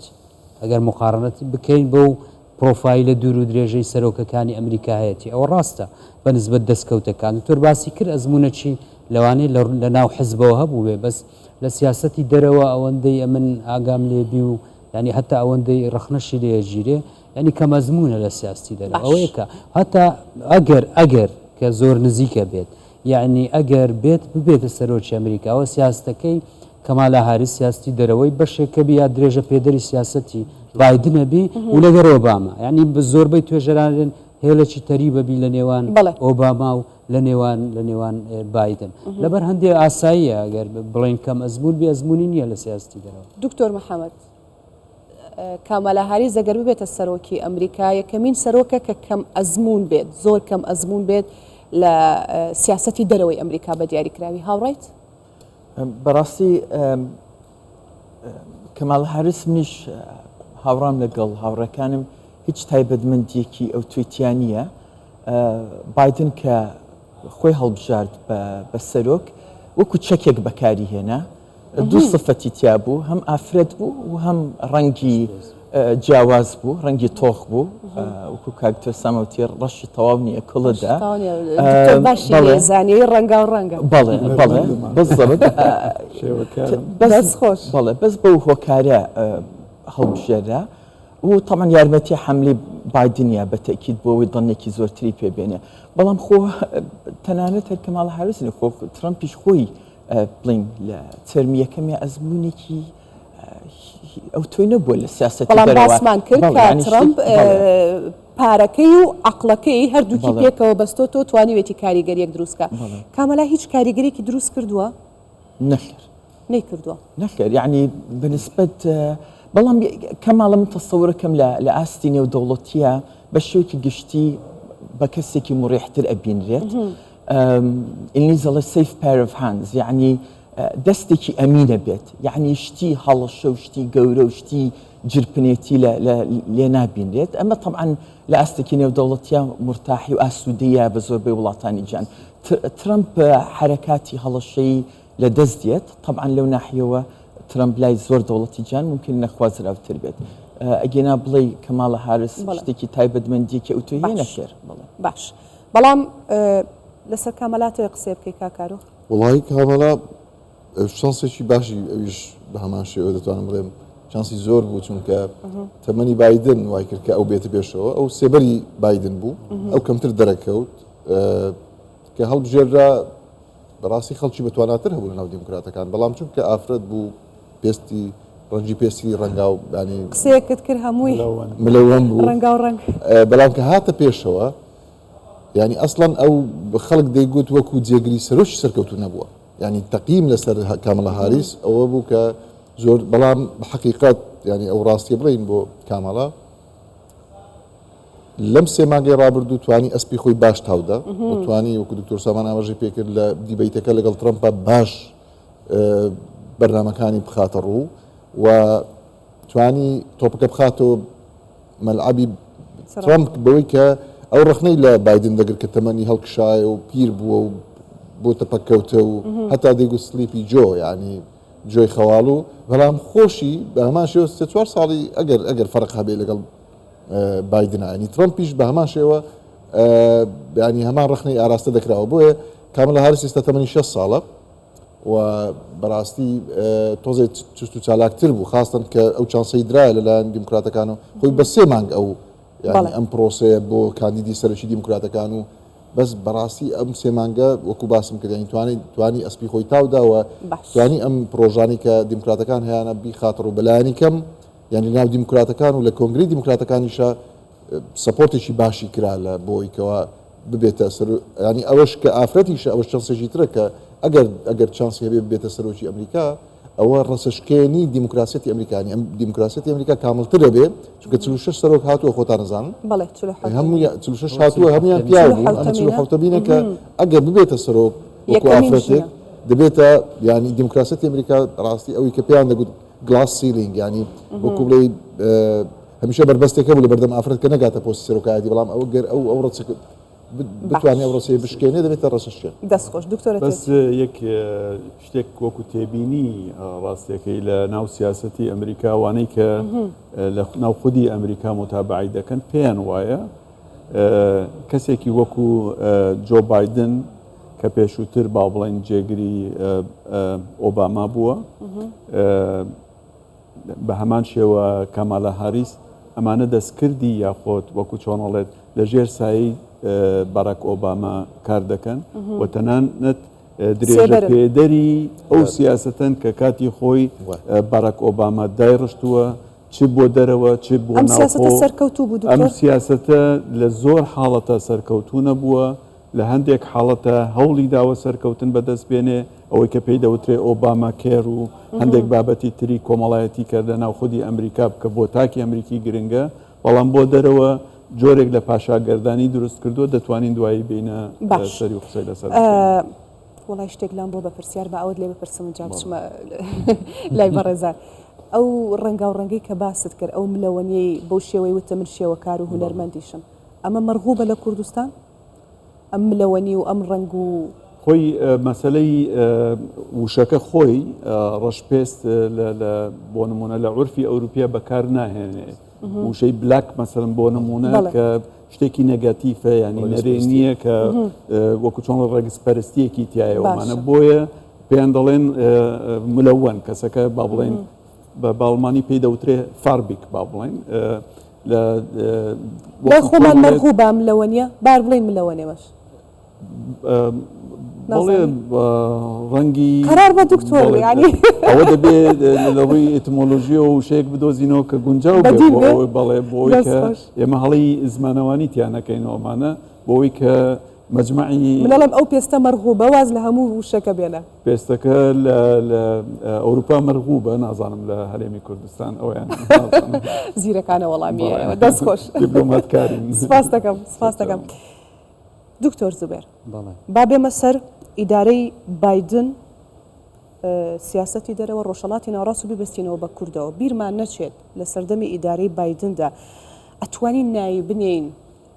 سەرۆکی ڕووداوەکان یاخود ئیدارەی ڕووداوەکان چونکە جەنگی رووسیا و ئۆکرانیا جەنگی ئیسرائیل و غەزە ئەوە ئێران و رووسیانی کۆمەڵێک ئاڵنگاری و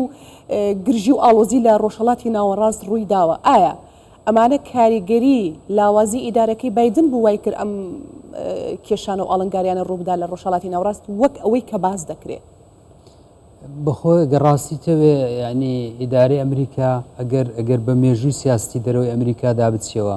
ئەو ڕووداوانی لە جیهان ڕوئەدەن دائیمەنە بنە بەربەست لە بۆ سیاستی دەرەوەی ئەمریکا بەس ئەمە ناتوانین ینی بیخەینە ئەستۆی ئیدارەی بایدن ینی برێن ئەگەر ئیدارەیەکی تر با بۆ نمونە شەڕی ئیسرائیل و حماس ڕووی نەئەدا یاخودە و شەڕی ئۆکرانیا ڕووی نەئەدا ئەوە لەوانێ بەشێک بی لە بانگەشەی هەڵبژاردن خۆ کاتی ترامپیش هەبوو تر داعش هەبوو چەند کێشەی تر هەبوون کێشەی ئیسرائیل و فەڵەستین هەر هەبوو چارەسەر نەکرابوو بەڕاستی ئەنی مەبەستم بۆ بانگەشەی هەڵبژاردن ڕەوایە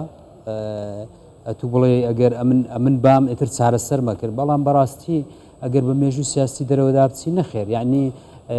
تەواوی ئیدارەکان هەتا ئەوانەی ئەگەر مەسەلەن تو کیسنجەر بنمونە بینیەوە کە زۆر بەتوانا بووە وەکو وەزیری دەرەوە پڕ بووە لە ئەزەماتر زۆربەی سەرۆکەکانی ئەمریکا ئەمە نازانین لەوانەیە لە 4 ساڵی داهاتوو هەرچێک کۆمەڵک کێشەی تریش چاوەڕێ بکرێن بەڵام ئەوەیە کە ئەتوانم برێ میتۆدی ترامپ هەندێک جیاوازە لە مامەڵەکردن لەگەر کێشەکە لە ئەوانی تر جیاوازیەکەی لی دیموکراتەکان جیاوازترە دیموکراتەکان نەرمتر مامەڵە لەگەر کێشە جیهانیەکانەکەن ئەوەی بە تاوکاری قسەکەی تۆ ویستمەوە بڵێم لە سەردەمی ترامپ شەڕی تیرۆر کۆتایی هات بەڵام لە سەردەمی ئیدارەکەی بایدن تۆڵی ئیسرائیل و غەزە و فەڵەستین هەر شەڕ هەبووە بەڵام وەکو ئێستا بەو شێوە فراوانە نەبووە کە ئیسرائیل بە تەواوەتی خەریکە کۆنتترۆلی ناوچەکەکات میکانزمەکانی ترامپ بەڕاستی لە هەندێک ینی ئەگەر پێداچوونەوە بکەین ئەتوان برێ هەندێک کاریگەرتر بووە لە میکانزمی دیموکراتەکان عادەتەن جمهوریەکان کۆماریەکان فۆکەسی زیاتریان لەسەر سیاسەتی دەرەوەیە ینی دائیمەن گۆڕانکاریە گەورەکان لە سەردەمی ئەوان ڕوویاندا ئەویش ئەوەیە ئەو پرەنسیپەی ئەوان ترامپ بە تایبەت بەکاری دێنی ئیسکالیشن و دیسکالیشن ئەوەی مەسەرەن ئەگەر ینی شتێک قەیرانێک هەبێتتر ئەو لایەنەکەی تر ئەترسێنێکە گەرت و چارەسەری نەکەی من کێشەیشتر لە بۆ دروستەکەم بەڕاستی ئەوە کاریگەر بووە بۆ نمونە ئەو سیاسەتە سیاسەتی زۆرترین گوشارکە لە سەردەمی خۆی ترامپ جێبەجێ کرد لەسەر ئێران بایدن ها دوای 3 ساڵتر گەیشتەوەی کە و سیاسەتە باشە لەگەر ئێران یعنی هەمانە سیاستە بوو ئەتوانم ڕاستە لە هەندێک لە مەسلەی ئەو گوشارە ئابوووریەکان هەندێک نەرمتر بوون بەڵام میکانزمی مامەڵەکردن لەگەر کێشەکان ئەوەی ترامپ بەڵام لە سەردەمی ئیدارەکەی بایدن ئێران بەهێز بووە ئێران شرۆڤەکارە ئەمریکیەکان کە بەشدارە بن لەگەڵ ئێران ئێران بەهێزتر بووە من لەگەڵتم بەس ینی بەڕاستی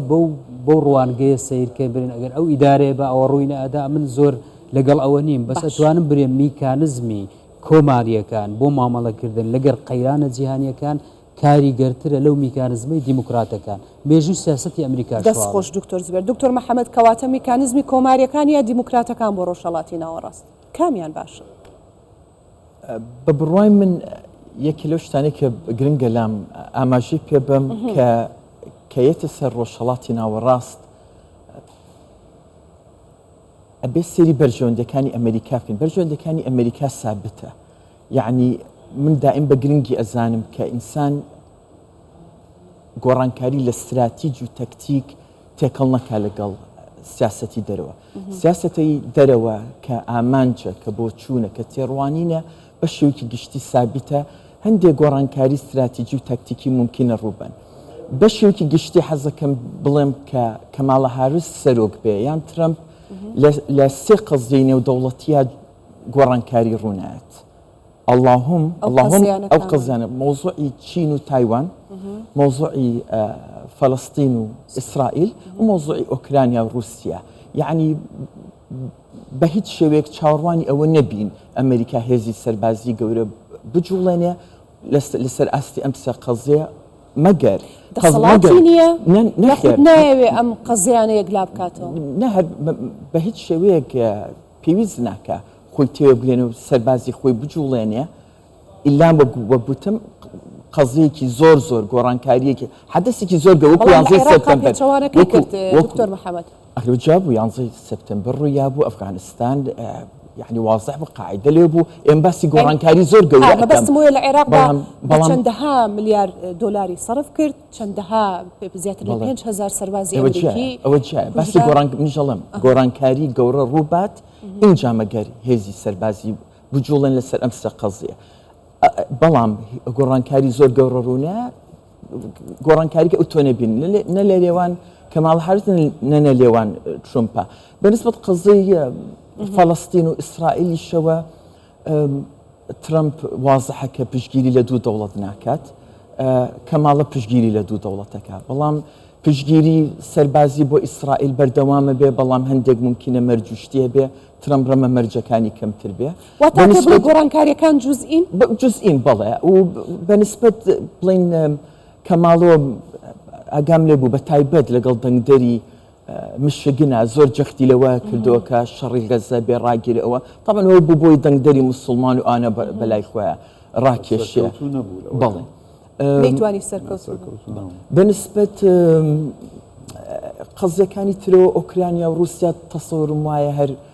بەردەوامە بێ لە پشتگیری سەربازی بۆ ئۆکرانیا ترەمپ ڕەمە زیاتر حەز بکە تۆزە پاشەک شێ بکە بەڵام ئەو شەر بۆی نالوێ لە حدێکی معقولە هەرە بێ هینگەچکە ناتۆ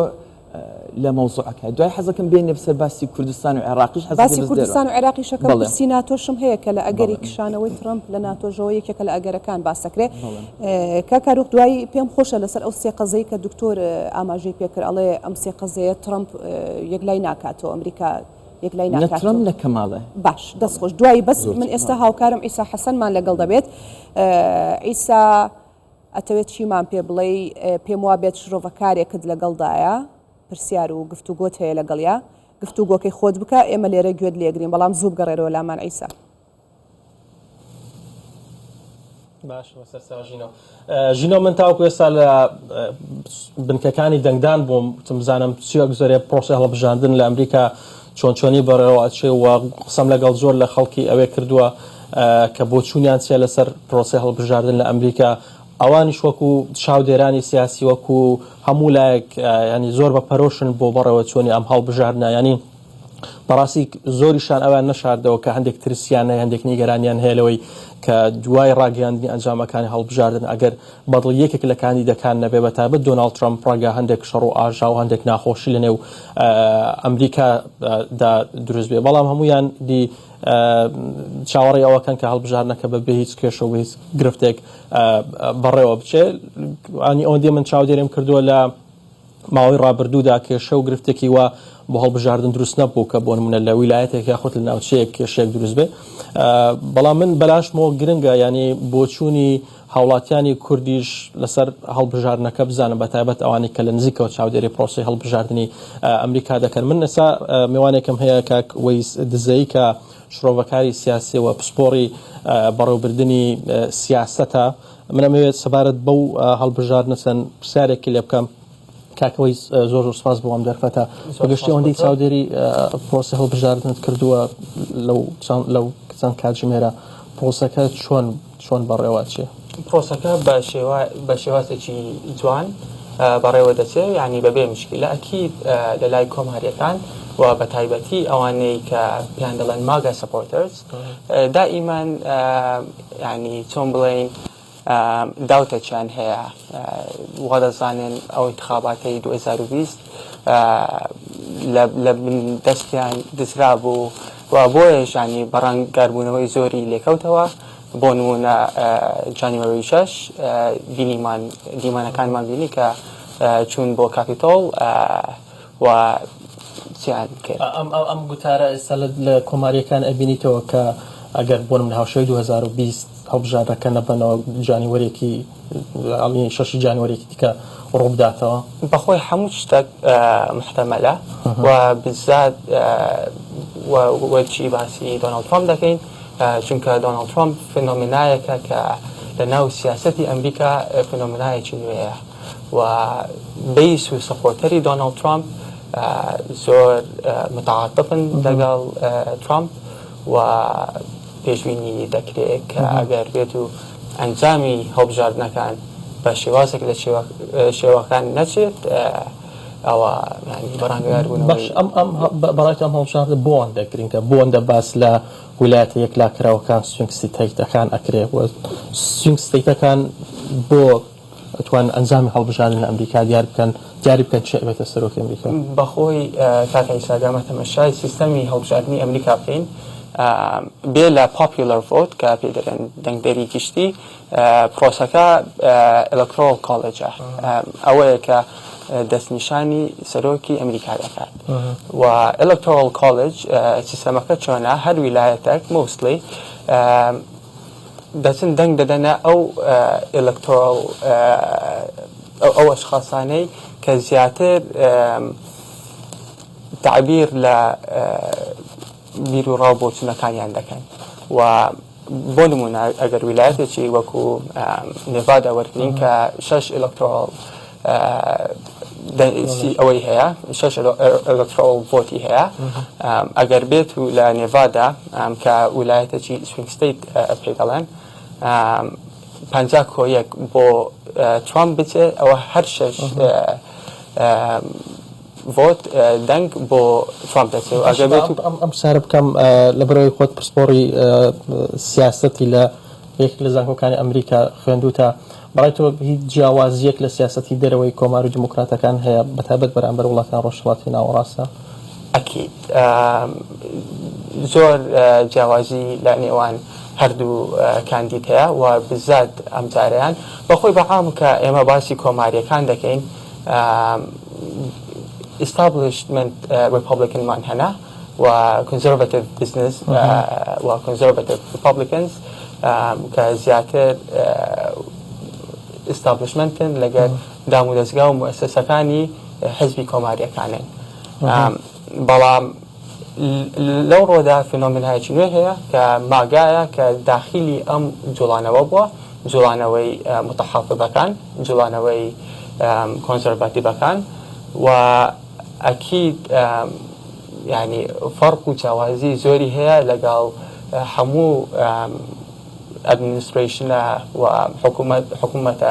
کۆماریەکانی پێشە خۆی و دیموکراتەکانیش. ئەگەمە بێت بێ و تەمەشای سیاسەتی دەرەوەی ئەمریکا بکەین. ئەگەر بە کورتی بێت چون کۆنگرێسی ڕۆژنامەنووسی جێدی ڤانس هەیە مانە بیگوازنیە ئەگەر بە کورتی ئاماژەی کردێت ڕاستە ئەگەر تەمەشای سیاسەتی دەرەوەی ئەمریکا بکەین تاوەکو 2012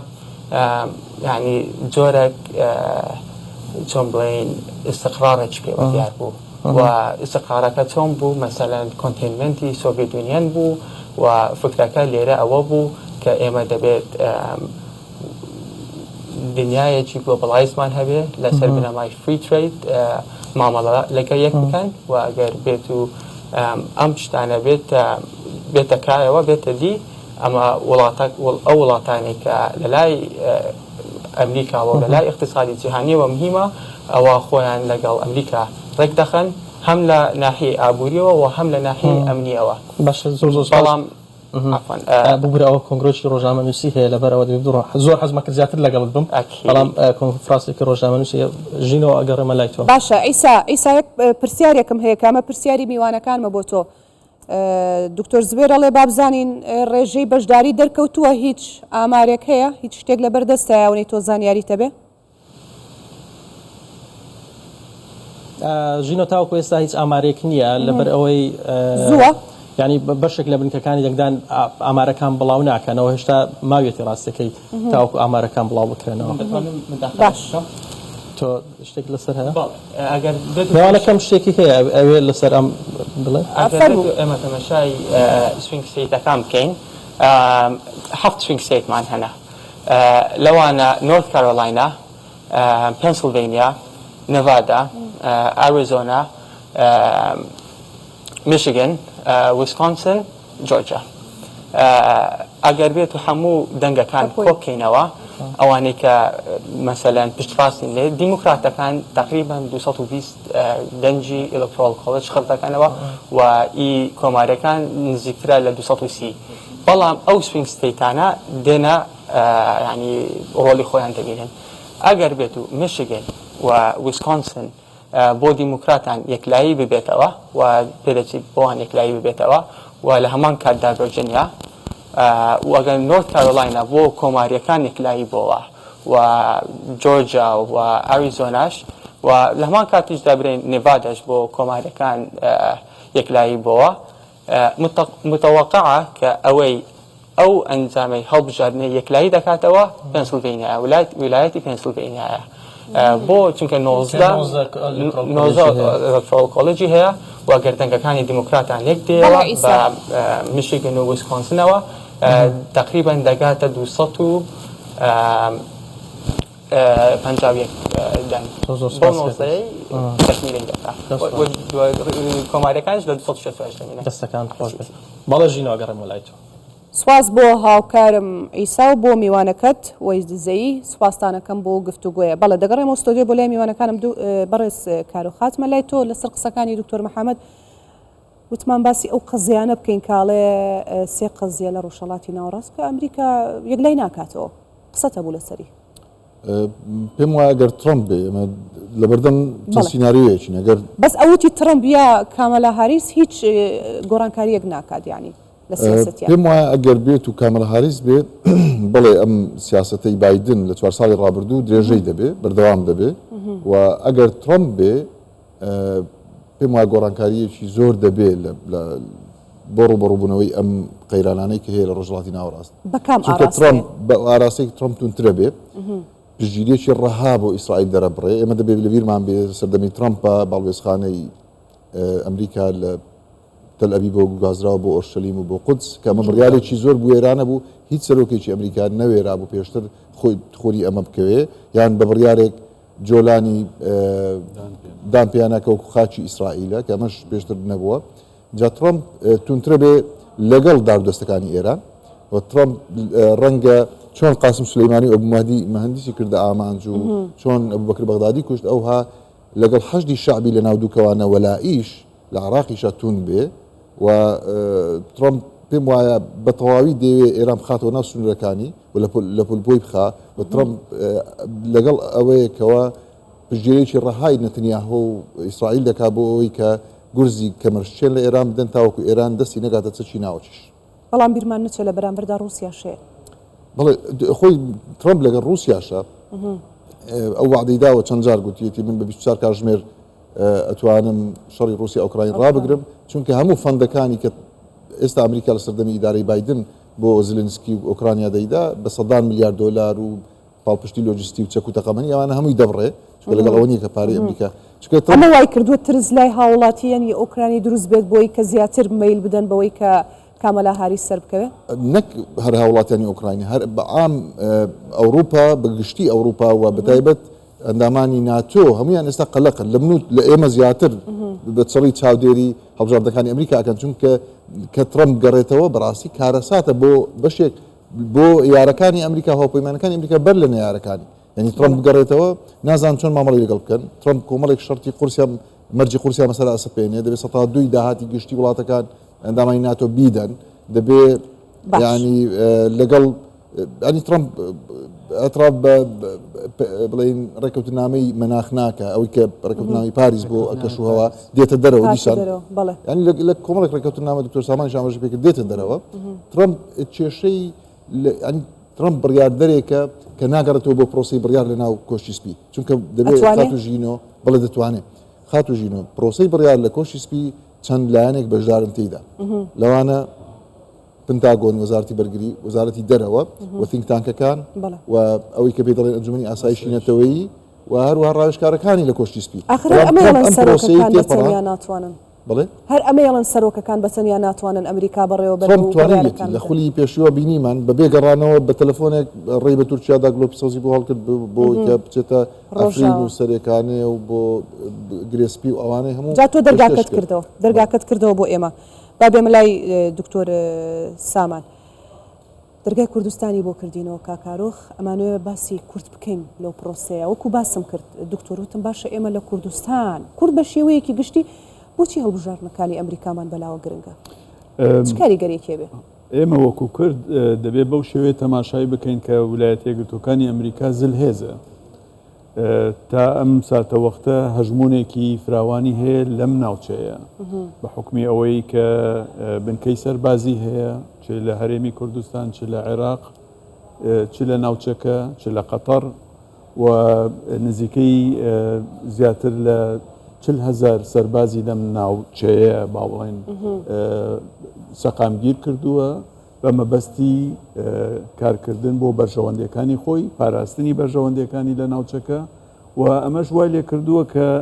لایەنەکان کە لێرە با بڵێن ئەکتەرن چ با بڵێن خۆجێیی بێ یاخۆت نێودەوڵەتی بێت لە ناوچەکە مامەڵە لەگەڵ ئەمریکا بکەن بە شێوەیە کە تەواوی ئەو بەهایانەی کە ویلایەتە یەکگرتووەکانی ئەمریکا لە 200 ساڵی ڕابردوو کاری بۆ کردووە بۆ بڵاوکردنەوەی خۆیان لەگەڵی بگونجێنن یعنی ئەوەیە کە بەسەنە بینی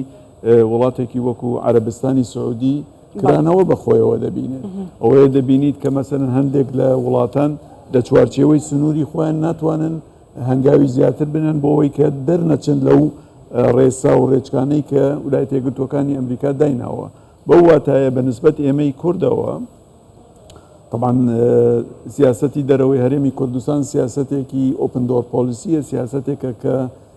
کراوەیە بەرامبەر بە هەر کەسێک لە ویلایەتە یەکگرتووەکان ئەمریکا بێتە سەر دەسەڵات بەوەی کە بەرژەوەندەکانی خۆی بپارێزێ وەکو هەرێمی کوردستان بەوەی کە ئێمە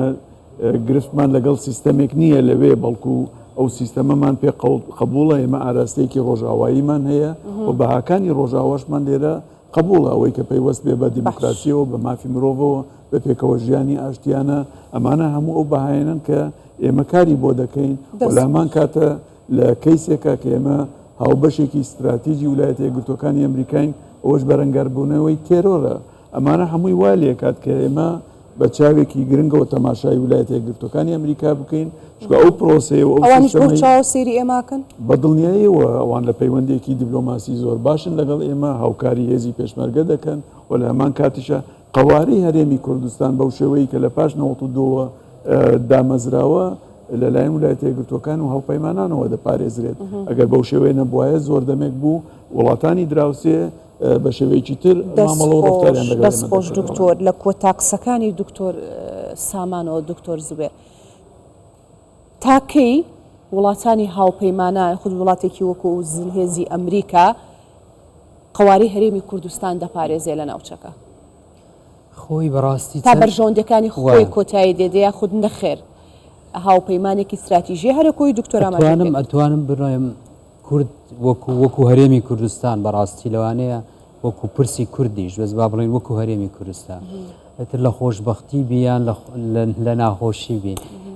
ینی هەرێمی کوردستان دۆستی باشتری نییە لە ئەمریکیەکان ئەجا پێمان خۆش بیان پێمان خۆش نەبی چونکە ئەوەی توانی هەرێمی کوردستان پارێزی تا ئێستا سەرڕای ئەو ئەمە لەوانەیە نخبەی سیاسی و خەڵکیش وەکو پێویست ڕازی نەبێ بەڵام ئەوەیە ئەتوانی چی بۆ ئەمریکیەکان بکەیت چونکە ئەوەی ئەوەی کەمیە یاخود خەلەلە لە پەیوەندی ئێمە لەوانەیە ئێمە نەتوانین هەموو شتێک لە بۆ ئەمریکیەکان بکەین ئەوش ئەوە یەکەم ئەمە دەوڵەت نین زۆر شت ناتوانین بەڵام لەگەر ئەوەش بەڕاستی ئەتوانین بەڵام شەڕی تیرۆرمان بۆ بڵێ اینجا کۆمەڵک فاکتەر هەن کە گرنگە لە بۆ ئەمریکیەکان وەکو دکتۆر باسی کرد یعنی بەهای هاوبەش هەیە و بەرژەوەندی هاوبەشمان هەیە لەگەر ئەمریکیەکان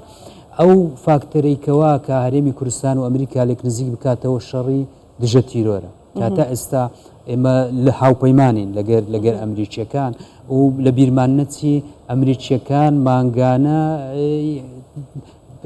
دعمی وەزارەتی پێشمەرگە شەڕی دژە تیرۆر ئەوە چونکە سیاسەتی ئەمریکاوەیە کە لەمە دووە لۆکەڵ پارتنەرەکان ئەوانی چۆن برێ خۆجێین ئەوان بەشدار پێەکە ینی وەکوڵێن سەربازی سیاستی ئەمریکاوەیە کە سەرباز نەنێرێتە ناوچەکان ئێمە توانین لە ڕێگای پێشمەرگە بەڕاستی توانم برێم پێشمەرگە هێزەکانی پێشمەرگە کلیلی کردنەوەی دەرگای پەیوەندیەکانی ئێمە لەگەر ئەمریکا بەس نەک بەو شێوەی کە هەیە ڕێخستنەوەی هێزەکانی پێشمەرگە یەک هەرێم و یەک پەرلەمان یعنی ئەوە لەمە داوا بزانم کاریگەریە کاتە سەر پەیوەندی کاریگەری زۆرەکە بەسەگەرەمە بەو ڕیتمە بەردەوام بین و بەو ستایلی سیاستکردنەی لە 16 ئۆکتۆبەر و لە 2017 هەمان بوو بەڕاستی ئەمریکیەکانیش هەتا سەر مەجبور نین فاکتەری دووەم ئەوەیە پەیوەستە بەڕێی من دەستەکانە خۆش بە سیاسەتی ئەمریکا بەرامبەر ئێران هەتا ئێران جێگای مەترسی بێ بۆ ئەمریکیەکان پێم وایە ئەمریکیەکان ئەمینەوە لە هەرێمی کوردستان و لە عێراق بۆ چاودێریکردنی هێز ئەمریکا فاکتەری سێم لەوانەیە هاوسەنجی هێزبی بەڕاستی لە عێراق ئەمریکیەکان هەمیشە بە دوای هاوسەنجی هێزەوەن اینجا لەبەر ئەوە پێم وانە بۆ نمونە عێراق جێ بهێڵن چونکە ئێمە بەشێکین بەڕاستی لەو پرۆسەیە بەپێی ئەوەی هەتا ئێستا دیزاین کراوە لەگەر ئەمریکیەکان هێزەکانی ئەمریکا لە 2025 لە عێراق ئەکشێنەوە و بە هەرێمی کوردستانیشەوە هێزێکی کەمیان لێرە مینیتەوە 2026 کەسیان نامێنیتەوە وەکو وتم سێ-چار فاکتەر هەن بەڕاستی ئەوە تەحەکومەکەن فاکتەرێکی تریان ئەوەیە سیاسەتی ئەمریکا کە زۆر تەسیر لەسەرمێ بەرامبەر عێراق چۆنە بێ بەرامبەر تورکیا چۆنە بێ بەرامبەر ئێران بەرامبەر سووریا ئەبێ چاوەڕێی چی بکەین بۆ هەمیشە سیاسەتی ئێران ئەگەر باش نەبوو لەگەر تورکیا پرسی کوردێتەوە ناو ئەگەر باش بوو دەبێ ئەمە بترسێن زۆر جار وایە یعنی مەبەستم ئەوەیە سیاسەتی ئەمریکا لەگەر ئەو وڵاتانە لێکەوتەی ڕاستەوخۆ هەیە لەسەر کێشەی کورد چونکە ئەمە کەیسەچی چۆن برێ هەرێمی کوردستان کارکتەرێکی ڕاستەوخۆ ینی ئەمریکا سیاستێکی ڕاستەوخۆی نیە بەرامبەر هەرێمی کوردستان و پرسی کورد لە چوارچێوەی عێراقا و زیاتریش لە چوارچێوەی ئەو کەسانەیە کە ڕاستەوخۆی نیە بەرامبەر پرسی کورد کاکارۆخ دوای وەڵامم بەرەوە چونکە ژینۆخانەگە درێژش نەدەمێ ئەوەیە ئەگەر تەماشا بکەین بەڕاستی ئێمە ئەبینە مەوزوع لە سیاسەتی دەرەوەی ئەمریکا کە احتیمامان پێدەکەینێ لە نەوەتویەکە کە هەرێمی کوردستان دروستە بێ ینی ئەو بڕیارەی دژە فرێن دروستە بێ دواترەمە لە 2023 کە عێراق ئەڕوخێ یعنی هەمیشە پرسەکی تر هەیە لە چوارچەوەی ئەو پرسەی ئەتوو بەشەکی لە سیاستی ئەمریکا لە 2023 عێراق بنیاتەنرێتەوە ئێمە ئەبینە مەوزوع وانە دوای 2005 لە 2017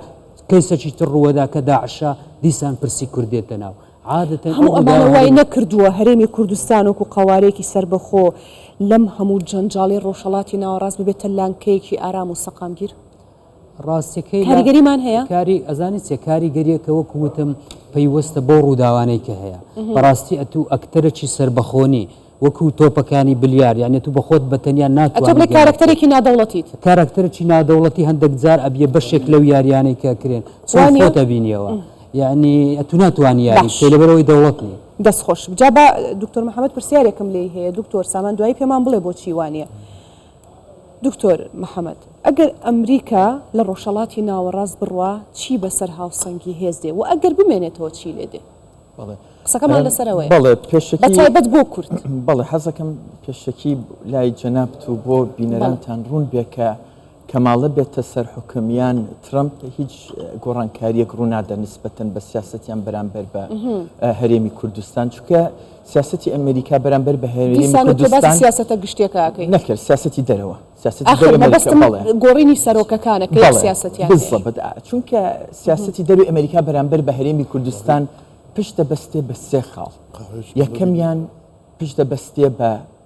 بارودۆخی بەغا و چی لە بەغا ئەگوزارێت ئەمە خاڵی یەکەمە خاڵی دووەم هاوپەیمانەکانی ئەمریکا لە ناوچەکە چۆن ڕەفتارەکەن و شێوازی پەیوەندیەکانیان چۆنە سێهەم پەیوەندی بۆ هەیە ئایا ئەمریکا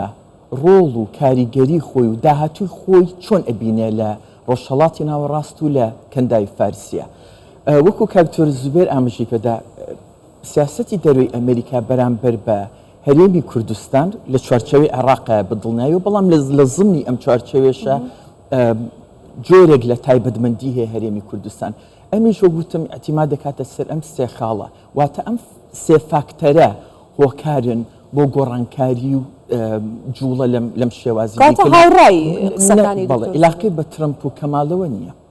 سیاست هەر یەک سیاستە لە ئەمریکا لە بەرامبەر بەڵێ بەزەعتیماد لەسەر ئەو سێ خاڵە باشە کاک کاروخ ئەمریکا سیاسەتێکی ڕاستە و خۆی نییە بەرامبەر بە کورد دکتۆر زوبێر وایوت خۆی ئەمریکا دەبێ ئەمە بزانین کە لەگەڵ عێراقا مامەڵای دەکات لەگەڵ وڵاتانی خاوەن سیادە بەڵام هەرێمی کوردستانیش لە ناو هاوچەشە سیاسیەکانە ئەکتەرێکی نادەوڵەتی بەهێزە و ژمارەیەکی خوێنراوەیە و ئەمریکا گەورەترین کۆنسوڵخانی لێرە لەو نزیکانە ساڵی داهاتوو ئەمە خۆی پێیامە متمانەیە کە ئەمریکا گرنگی بە هەرێمی کوردستان دەدا و استراتیژەتی ئەمریکا لەگەڵ ئەوە بووە کە هەرێمێکی بەهێز لە چوارچێوەی عێراق و بەڕاستی هەرێمی کوردستان سەلماندوویەتی کەوە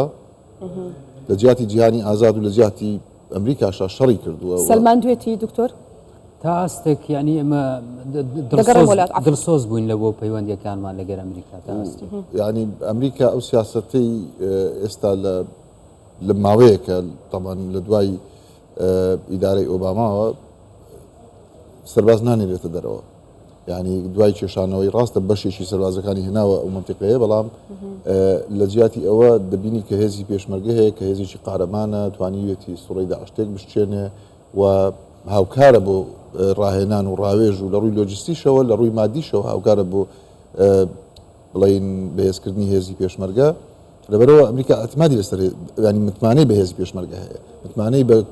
هەرێمی کوردستان هەیە و نزیکترین پێم وایە ئەم متمانەی هەر بەردەوامە بێ بەڵێ هەر بەردەوامە بێت هەر ئیدارەیەک بێت چونکە ئێمە قوارەیەکی دەستوری یاسایی لە چوارچەوەی عێراقە بەردەوامە بێ و پێم وایە کە ینی هەرێمی کوردستان توانیویەتی کە متمانەیەکی باش دروست بکە لەسەر ئاستی نێودەوڵەتی و بەتابەت لای ئەمریکا بەڵام دەبێت زیاتر ئێمە ئەو متمانەیە بەهێزتر بکەین دەبێت ئێستا لە دوای هەڵبژاردنەکانەکە قۆناغێکی گرنگ بوو هەرێمی کوردستان شەرعیەتی گەڕاندەوە بۆ لە ڕێی دەنگدانەوە دەبێت ڕێز لەو دەرەنجامانە بگیرێ دەبێت کابینەیەکی تۆکمە دروست بکرێ دەبێت هاوشەوەی کابینەی نۆ بتوانێت مەسەڵەن خزمەتی زیاتر بکە و بەڕاستی هەرێمی کوردستان دەبێت ینی لە ناوخۆیان ڕێزەکانی پتە بکە و ئەو برە و بە و پێکەوە ژیان و بە ئاسایشی کە هەیە لە هەرێمی بەسەر پەیوەندیەکانماندا ئاستی دەرەوە ئەمریکا ئەگەر تۆ دکتۆر سامان باسی نۆرم و بەهاکانی کرد تۆ ئەگەر بەهاکانت لەگەڵ ئەمریکا یەک بگرێتەوە ئەگەر بەرژەوەندیەکانت و ئەگەر تێڕوانینەکانت لە ڕووی دیموکراسی لە ڕووی مافی مرۆڤ لە ڕووی پێکەوە ژیانی نەتەوەی و ئاینی لە ڕووی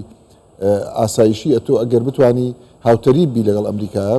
ینی بەرژەوەندەکان پارالێل بکەی لەگەڵ ئەمریکا زیاتر گرنگیت پێدا نێمە دۆستێکی نزیکین ئەو کاتە نزیکتر دەبینەوە لە ئەمریکا دەستخۆش دکتۆر دێمەلا دەزانم قسەی زۆرت هەیە دکتۆر زوبێر نۆرم و بەهاکانمان لەگەڵ ئەمریکای یەکی گرتۆتەوە بەڵێ پێم وایە لە مەسەرەن ئەو بەها دیموکراسیەکان و پێکەوە ژیان و هەتا ئاستێک کە توانم مافەکانی مرۆڤیش برێ هەرێمی کوردستان و بە کورد لەو ناوچەیە ینی نمونەکی باشتری پیشانداوە هەتا لە بەشەکانی تری عێراق ئەمریکیەکان لەوانەیە سیاستەکانیان ئاسانتر جێبەجێبی لە هەرێمی کوردستان تا لە عێراق بەسە من بەڕاستی لەگەر قسەی کە دکتۆر محەممەدیم کە لە مەودووە طبعا گۆڕانکاری لەوانەیە هەبی ها ئەگەر ترامپ بێت و ئەگەر هارز بێت لە ڕوانگە لە بەرامبەر هەرێمی کوردستان لەوانەیە هەندێک گۆڕانکاری هەبێ بەس چییە عێراق بە تایبەتی عێراق یعنی پێگەی ئەمریکا لە عێراق بەشێکی زۆری کاریگەریە کاتە سەر هەرێمی کوردستان بە تایبەتی ئەو حکوومەتە زۆری نەشیعی کە هەیە ئەگەر ئەمە بتوانین هاوسەنجی هێز ڕابگرین لە بەغدا یعنی بەشێک بین وەکو 2003 هەتا 2012 تقریبا ئەمە کورد ڕۆڵی باشی هەبوو لەبەرچ لەبەرەوەی هاوسەنجی هێز و ئاسانکاری زۆریە کرد لە بۆ سیاستەکانی ئەمریکا یعنی ئمە هەمیشە هێز بووین لەوێ بەس بەڕاستی لە دوای 2017 ڕۆڵی هەرێمی کوردستان زۆر کەمە لە ناو حکوومەتی عێراق یعنی ئەتوو چیت پێکرێ بۆ ئەمریکا چیەکەی لەوێ یعنی ئەگەر نتوانی دەستکەوتێک بکە یارمەتیان بدەیت ینی لەبەر هەندێ منەرێ مەترسی هەیە لەسەر پێگەی هەرێمی کوردستان یعنی ئەوە هەیە هەتا ئێستا بەڕاستیەوەی دڵخۆشکەرە ئەمن ئەی بینم هێزەکانی پێشمەرگە هێز بە تایبەتی هێزی سەربازی ئەتوانی لە مەودوا کلیلی پەیوەندیەکان بێ بەڵام هاوسەنجیمە لە بەغدا زۆر کاریگەریە بی لەسەر پەیوەندیەکان لەگەڵ ئەمریکا دکتۆر محەممەد بە دڵنیایەوە دێمەلات بۆی کە ڕەنگە هەر ببێتە کۆتا قسەش لەگەڵ بەڕێزش کە کاتی بەرنامەکەم بەرەو کۆتای ئەڕوا قسەت هەبوو بۆمان بکەیت بەڵێ سەبارەت بە ئەو پرسیارەی کە ڕۆڵی هەرێمی کوردستان کە بەو شێوەیە کەمێک لاواز دەبینرێت من لەگەڵ ئەو ڕایە نیم لەبەرەوەی هەرێمی کوردستان فاکتەرێکی ئەگەر نیمچە دەوڵەتی نەبێت دەوڵەتیە نەک بەو شێوەی کە باس دەکرێت ئێوە دەبینن کە سەرکردەکانی وڵاتان بە تایبەتی وڵاتانی دراوسێ چۆن دێن سەردانی هەرێمی کوردستانەکەن و لەگەڵی مامەڵە دەکەن ئەمە گرنگە بەڵێ ئەمە گرنگە بۆ سیاسەتی دەرەوە گرنگە بۆ پێگەی هەرێمی کوردستان کە توانیوێتی ئەو پێگەی خۆی بپارێزێ ئەوەی کە پێویستە ئاماژەی پێ بدرێت ئەوەیە کە جەنابی سەرۆک فەرمووی یەک هەرێم یەک پەرلەمان یەک حکوومەت یەک هێزی پێشمەرگە ئەم چوار دەستەواژەیە ئەگەر بێت و جێبەجێ بکرێت و بە زووترین کاتش جێبەجێ بکرێت بە دڵنیاییەوە هەرێمی کوردستان ئەتوانێت هەم لە پەیوەندەکانی لەگەڵ ویلایەتە یەکگرتوەکانی ئەمریکا لەگەڵ ناوچەکە لەگەڵ هاوپەیمانان هەنگاوی زۆر باش بنێ و ئەمەش وای لێکا کە هەرێمی کوردستان بەڕاستی ببێتە مایی سەرنجی تەواوی ئەو وڵاتانە بۆ لەبەرەوەی هەرێمی کوردستان ئایندەیەکی دڵنیادەری بۆ دەرەوە هەیە خاوەندی وزەیەکی زۆرە و لە هەمان کاتە لە بواری کشت و کاڵی کاری کردووە و ژێرخانی بە وردە بەرەو تۆکمەترە ڕوات و حکوومەتێکی کارای هەبووە لە کابینەی سامان بەڵام دکتۆر محەممەد وتی ترامپ یا هاریس شتێکی جوزئیە گۆڕێ لە سیاسەتی ئەمریکا بەرامبەر بە ڕۆژهڵاتی ناوەڕاست ئێمە باس لە گۆڕینی سیستەمی سیاسیەکەین ئێمە باس لە جوگرافیا ناکەین کە جوگرافیا لێرە بە هاتنی ئەو دوانە دەتوانێت ئەم لایەن بێ یا ئولایە بێ گۆڕینی سیستەمی سیاسی لەم ناوچەیە بەوەی کە ترامپ خۆی وتوێتی ئەگەر من بێمە سەر دەسەڵات لە بنکە ئەتۆمیەکانە دەم نایڵم بەو شێوەیە بەردەوامی هەبێت بەوەی کە ئیسرائیل با بڵێن مەبەستیە با بڵێن گۆڕانکاری لەناو سیستەمی و ڕژێمەکان بکە ئێوە لە بیرتان نەچێت ترامپ لە 2017 کە با بڵێن کە هاتە سەر دەسەڵات هەفتەیەکی بەسەرا نەچوو هێرشی کردە سەر یەمەن و بنکەیەکی ئەلقاعیدەی لە بین برد پاش ماوەیەکی تر هەر لە 2017 بە تۆماهۆک هێرشی کردە سەر سووریا و تەواوی ئەو شوێنانەی کە با بڵێن دینی چەکی کیمیاوی بەکارهێنا لە بین برد هێرشی زۆری کرد وەکو کارۆخش ئاماژەی پێی کرد سەرکردەیەکی فەیلقی قودسی لە ناو برد کە وەکو چۆنڵ استراتیژی ئەم ناوچەی کۆنتترۆل کرد بوو ئەمانە هەمووی دەتوانێت لە ڕێگەی ترامپێکەوە ئەگەر بێتەوە سەردەسەڵات گۆڕانکاری لەسەری دروست بکات و ئەمەش دوجار بۆ بەرژەوەندی ئەو لایەنانن کە وەکو چۆنڵێت تەندێنسێک یا ئەراستەیەکی ئەگەر ترامپ بێتەوە سەردەسەڵات جا بە حەزەکەم دکتۆر محەممەد جوابم باتەوە هەرچەنە تۆ بۆ چوونێکی جیاوازت هەیە دەڵێ ترامپ و هاریس هیچ جیاوازیەکیان نییە تەنها جوزئیە بەڵام کاک دکتۆر باسی کرد ئەگەر ترامپ پێدەم گۆڕانکاریانە دەدا ئەگەر هاریس بێت بەنسبە وردەکاریانەوە بڵێ وەک باسمان کرد ئەو کاتە سنەتەر بوو هاریس کە اتفاقیەی P5+1 کرا و ئەمریکا ئەو ڕێکەوتنامی لەگەڵ ئێرانە کرد ممکنە هاریس بێتەوە سەر حکم حەزب بکە ئەو ڕێکەوتنامەی ئەمریکا بێتەوە بە بەشێک لی 2010 بوو ترامپ پاشەکشی کرد لی بەنسبەت ئیتفاقی کلایمتەوە بوو ترامپ پاشەکشی لێکرد لە 2007 احتیمالە حارس حەزبکە بێتەوە بە بەشی لی ئەم شتانە ئەبێت بەڵام بۆ نمونە گۆڕانکاریەکی جەوهری ڕووبا بەرامبەر بە سیاسەتی دەوری ئەمریکا بەرامبەر بە ئیسرائیل نەکرد ئەوە ڕوونایەت یعنی ئەمریکا هەر ئیسرائیل وەکو دۆست و هاوپەیمانی خۆی بینێ پشگیری لێەکە داکۆکی لێەکە بەڵام مەسەلەن یەکێکی وەکو حارس طبعا ئەوە شەر قسەیە ئەڵە پشگیری لە دوو دەوڵەتی فەڵەستین و ئیسرائیلەکە هەر قسەیە ڕوونایە و نە ئیسرائیل نیازیشتی وهەیە نە ئەمریکاش فشارەکاتی سەر ئیسرائیل بانگەشە بوو بالضبط دەستخۆش هاوکارانم پێمەڵێن هەندێک دیمەنی دیکە ئێستا کاتێتی هەندێک دیمەن دەگوازینەوە باسی ئەوە بکەین هەڵبژاردنەکانی ئەمڕۆی ئەمریکا بۆ سەرۆکایەتی ئەمریکا تەنها خۆی لە کۆشکی سپی و کێبڕکەی نێوان کامالا هاریسی دیموکراتی خواز و دۆناڵد ترامپی کۆماری خوازدا سنووردار نییە بەو پێی کە هەڵبژاردن لە هەمان ڕۆژدا بۆ هەر 435 کورسی ئەنجومەنی نوێنەران بەڕێوە دەچێت لە کاتێکدا دەنگدان بەڕێوەیە بۆ 34 کورسی لە کۆی 100 کورسی ئەنجومەنی پیران بەڕێوە دەچێت باباسی ئەوەش بکەین کە هەڵبژاردننی سەرۆکی ئەمریکا 4 ساڵ جارێکە هەڵبژاردننی ئەنجومەنی نوێنەرانیش 2 ساڵ جارێکامە زانیارێکی دروستە و لای هەمووان هەیە ئەنجومەنی نوێنەرانی ئەمریکا ژمارەی کورسیەکانی 435 لەم 435 دیموکراتەکان زۆرینەن کە 232 کورسیە بەڵام کۆماریەکان لێرەدا کەمینەن ژمارەیان چەندە 197 کورسیە کورسێکیش پارتی لێبەرتاری و 5 کورسیش بە بەتاڵی ماوەتەوە ئەگەر باسی ئەنجومەنی پیرانی ئەمریکا بکەین باسی ژمارەی کورسیەکان بکەین 100 کورسیە کۆماریەکان 50 کورسی دیموکراتەکان 48 کورسی ئەندامی سربەخۆش 2 کورسیان هەیە پرۆسەی دەنگدان لە ئەمریکا بەردەوامە هاوڵاتیان هێشتا لە بنکەکانی دەنگداندان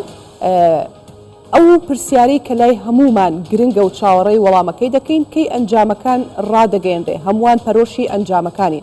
ڕاگەاندنی ئەنجامی کۆتایی لە خولێک بۆ خولێکی دیکە جیاوازە لە ساڵی 2020 باسی هەندێک پرۆسی هەڵبژاردنەکانتان بۆکەم لە ئەمریکا لە ساڵی 2020 میدیاکان دوای 4 ڕۆژ لە دەنگدان سەرکەوتنی جۆ بایدنیان بەسەر دۆناڵد ترامپ ڕاگەیاند بەڵام لە ساڵی 2016دا سەرکەوتنی دۆناڵد ترامپ بەسەر هیلاری کلینتۆن ڕۆژێک دوای دەنگدانەکە ڕاگەیەنرا کەواتە کاتەکە زۆری پێ نەچوو بەڵام لە ساڵانی 2008 و 2012 بارەک ئۆباما لە ئێوارەی ڕۆژی هەڵبژاردندا هەر ئەو ڕۆژە بەبراوە ناسێنرا کاتێک ڕوبەڕووی جۆن مەکین بۆ 2008 و میت ڕۆمنی لە 2012دا ئەمانیش کێبڕکەی یەک بوون بەڵام لە ساڵی 2000دا ناوی براوە کە لەو کاتەدا جۆرج بوش بوو تا 12 کانونی دووەم 5 هەفتە دوای هەڵبژاردنەکە و دوای پرۆسەیەکی درێژخایانی دووبارە ژمارنەوەی دەنگەکان و چەندین تانەدان لە فلۆریدا تا ئەو کاتە لەلایەن دادگای باڵا بڕیاری لەسەردرا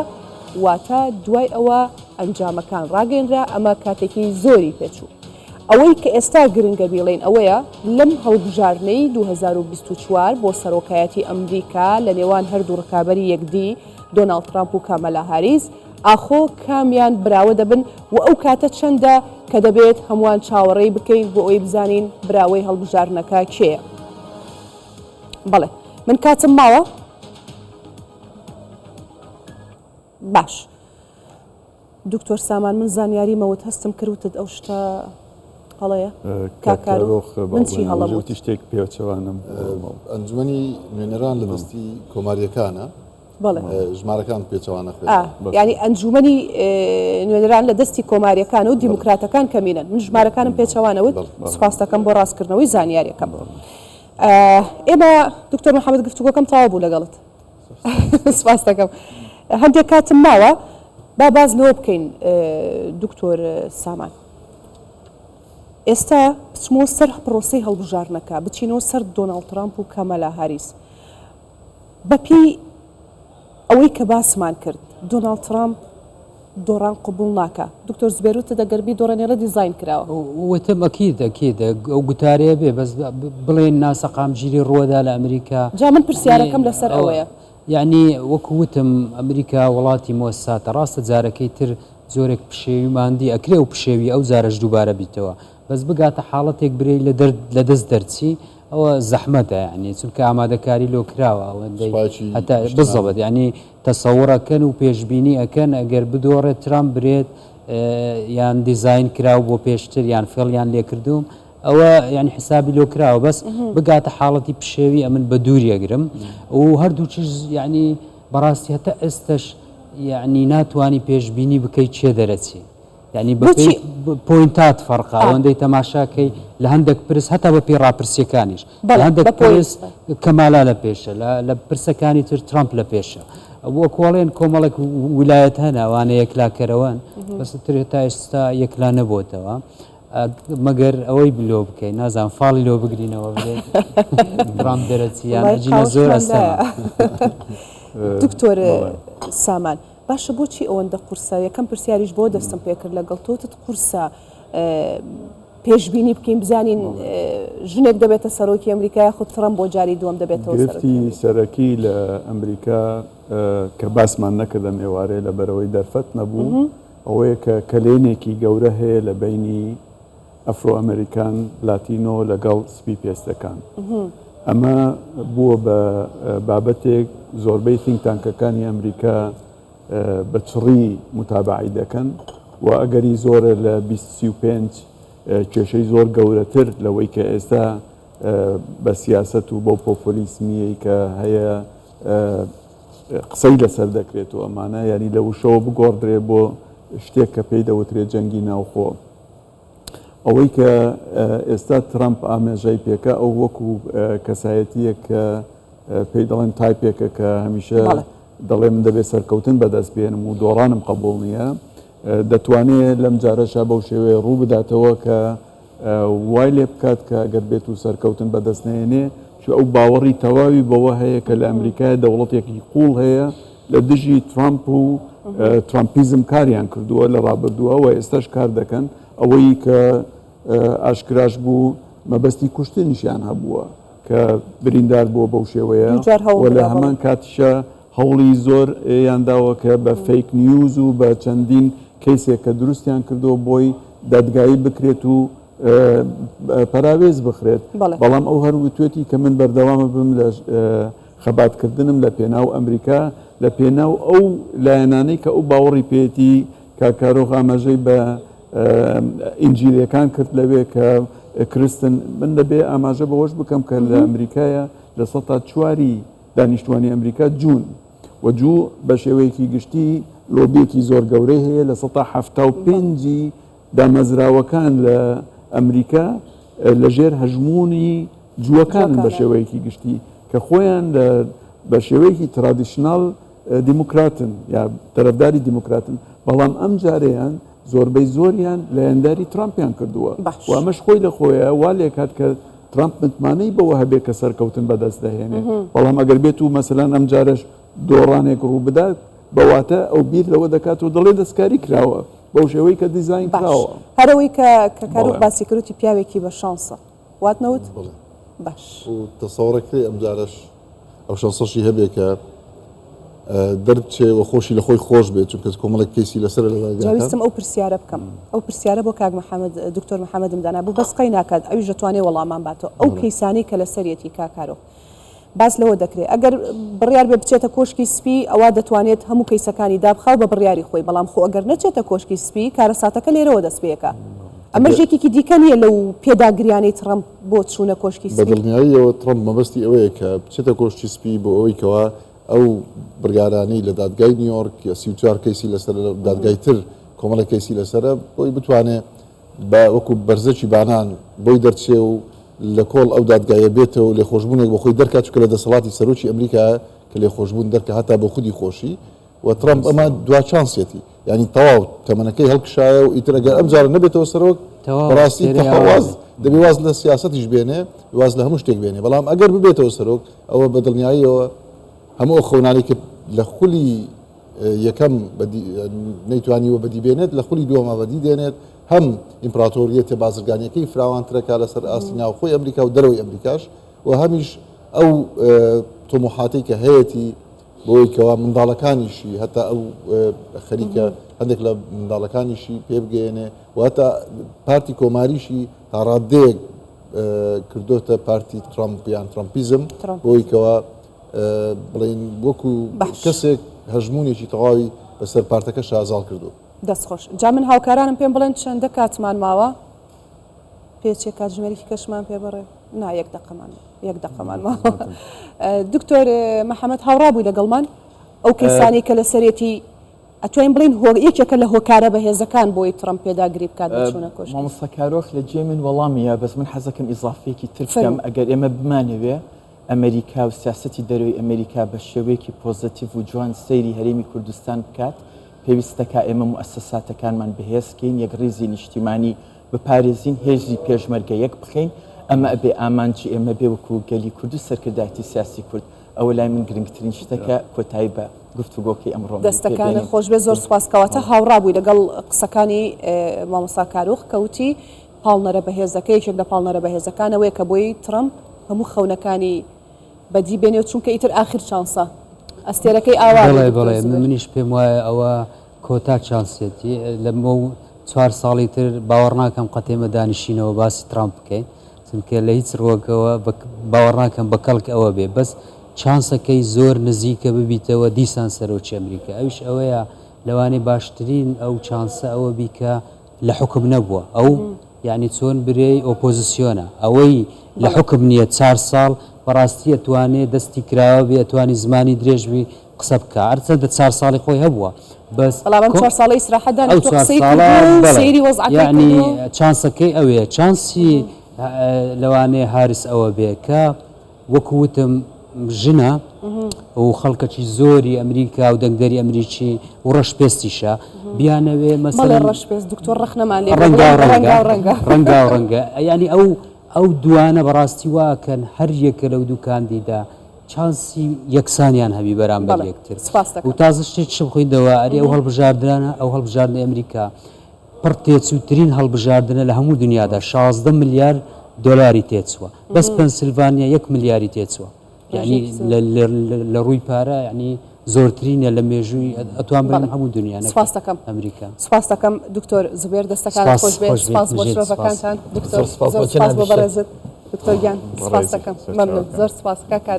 دەستان خۆش بێ زۆر سپاس بەڵێ بەڕێزان ئەم گفتوگۆیەمان کۆتایی هات چاوەڕێ دەکەین بزانین ئاخۆ کێ دەچێتە کۆشکی سپی و ئەنجامەکان چیمان پێ دەڵێن و هاوڵاتیانی ئەمریکی بڕیار بۆ جیهان دەتەن.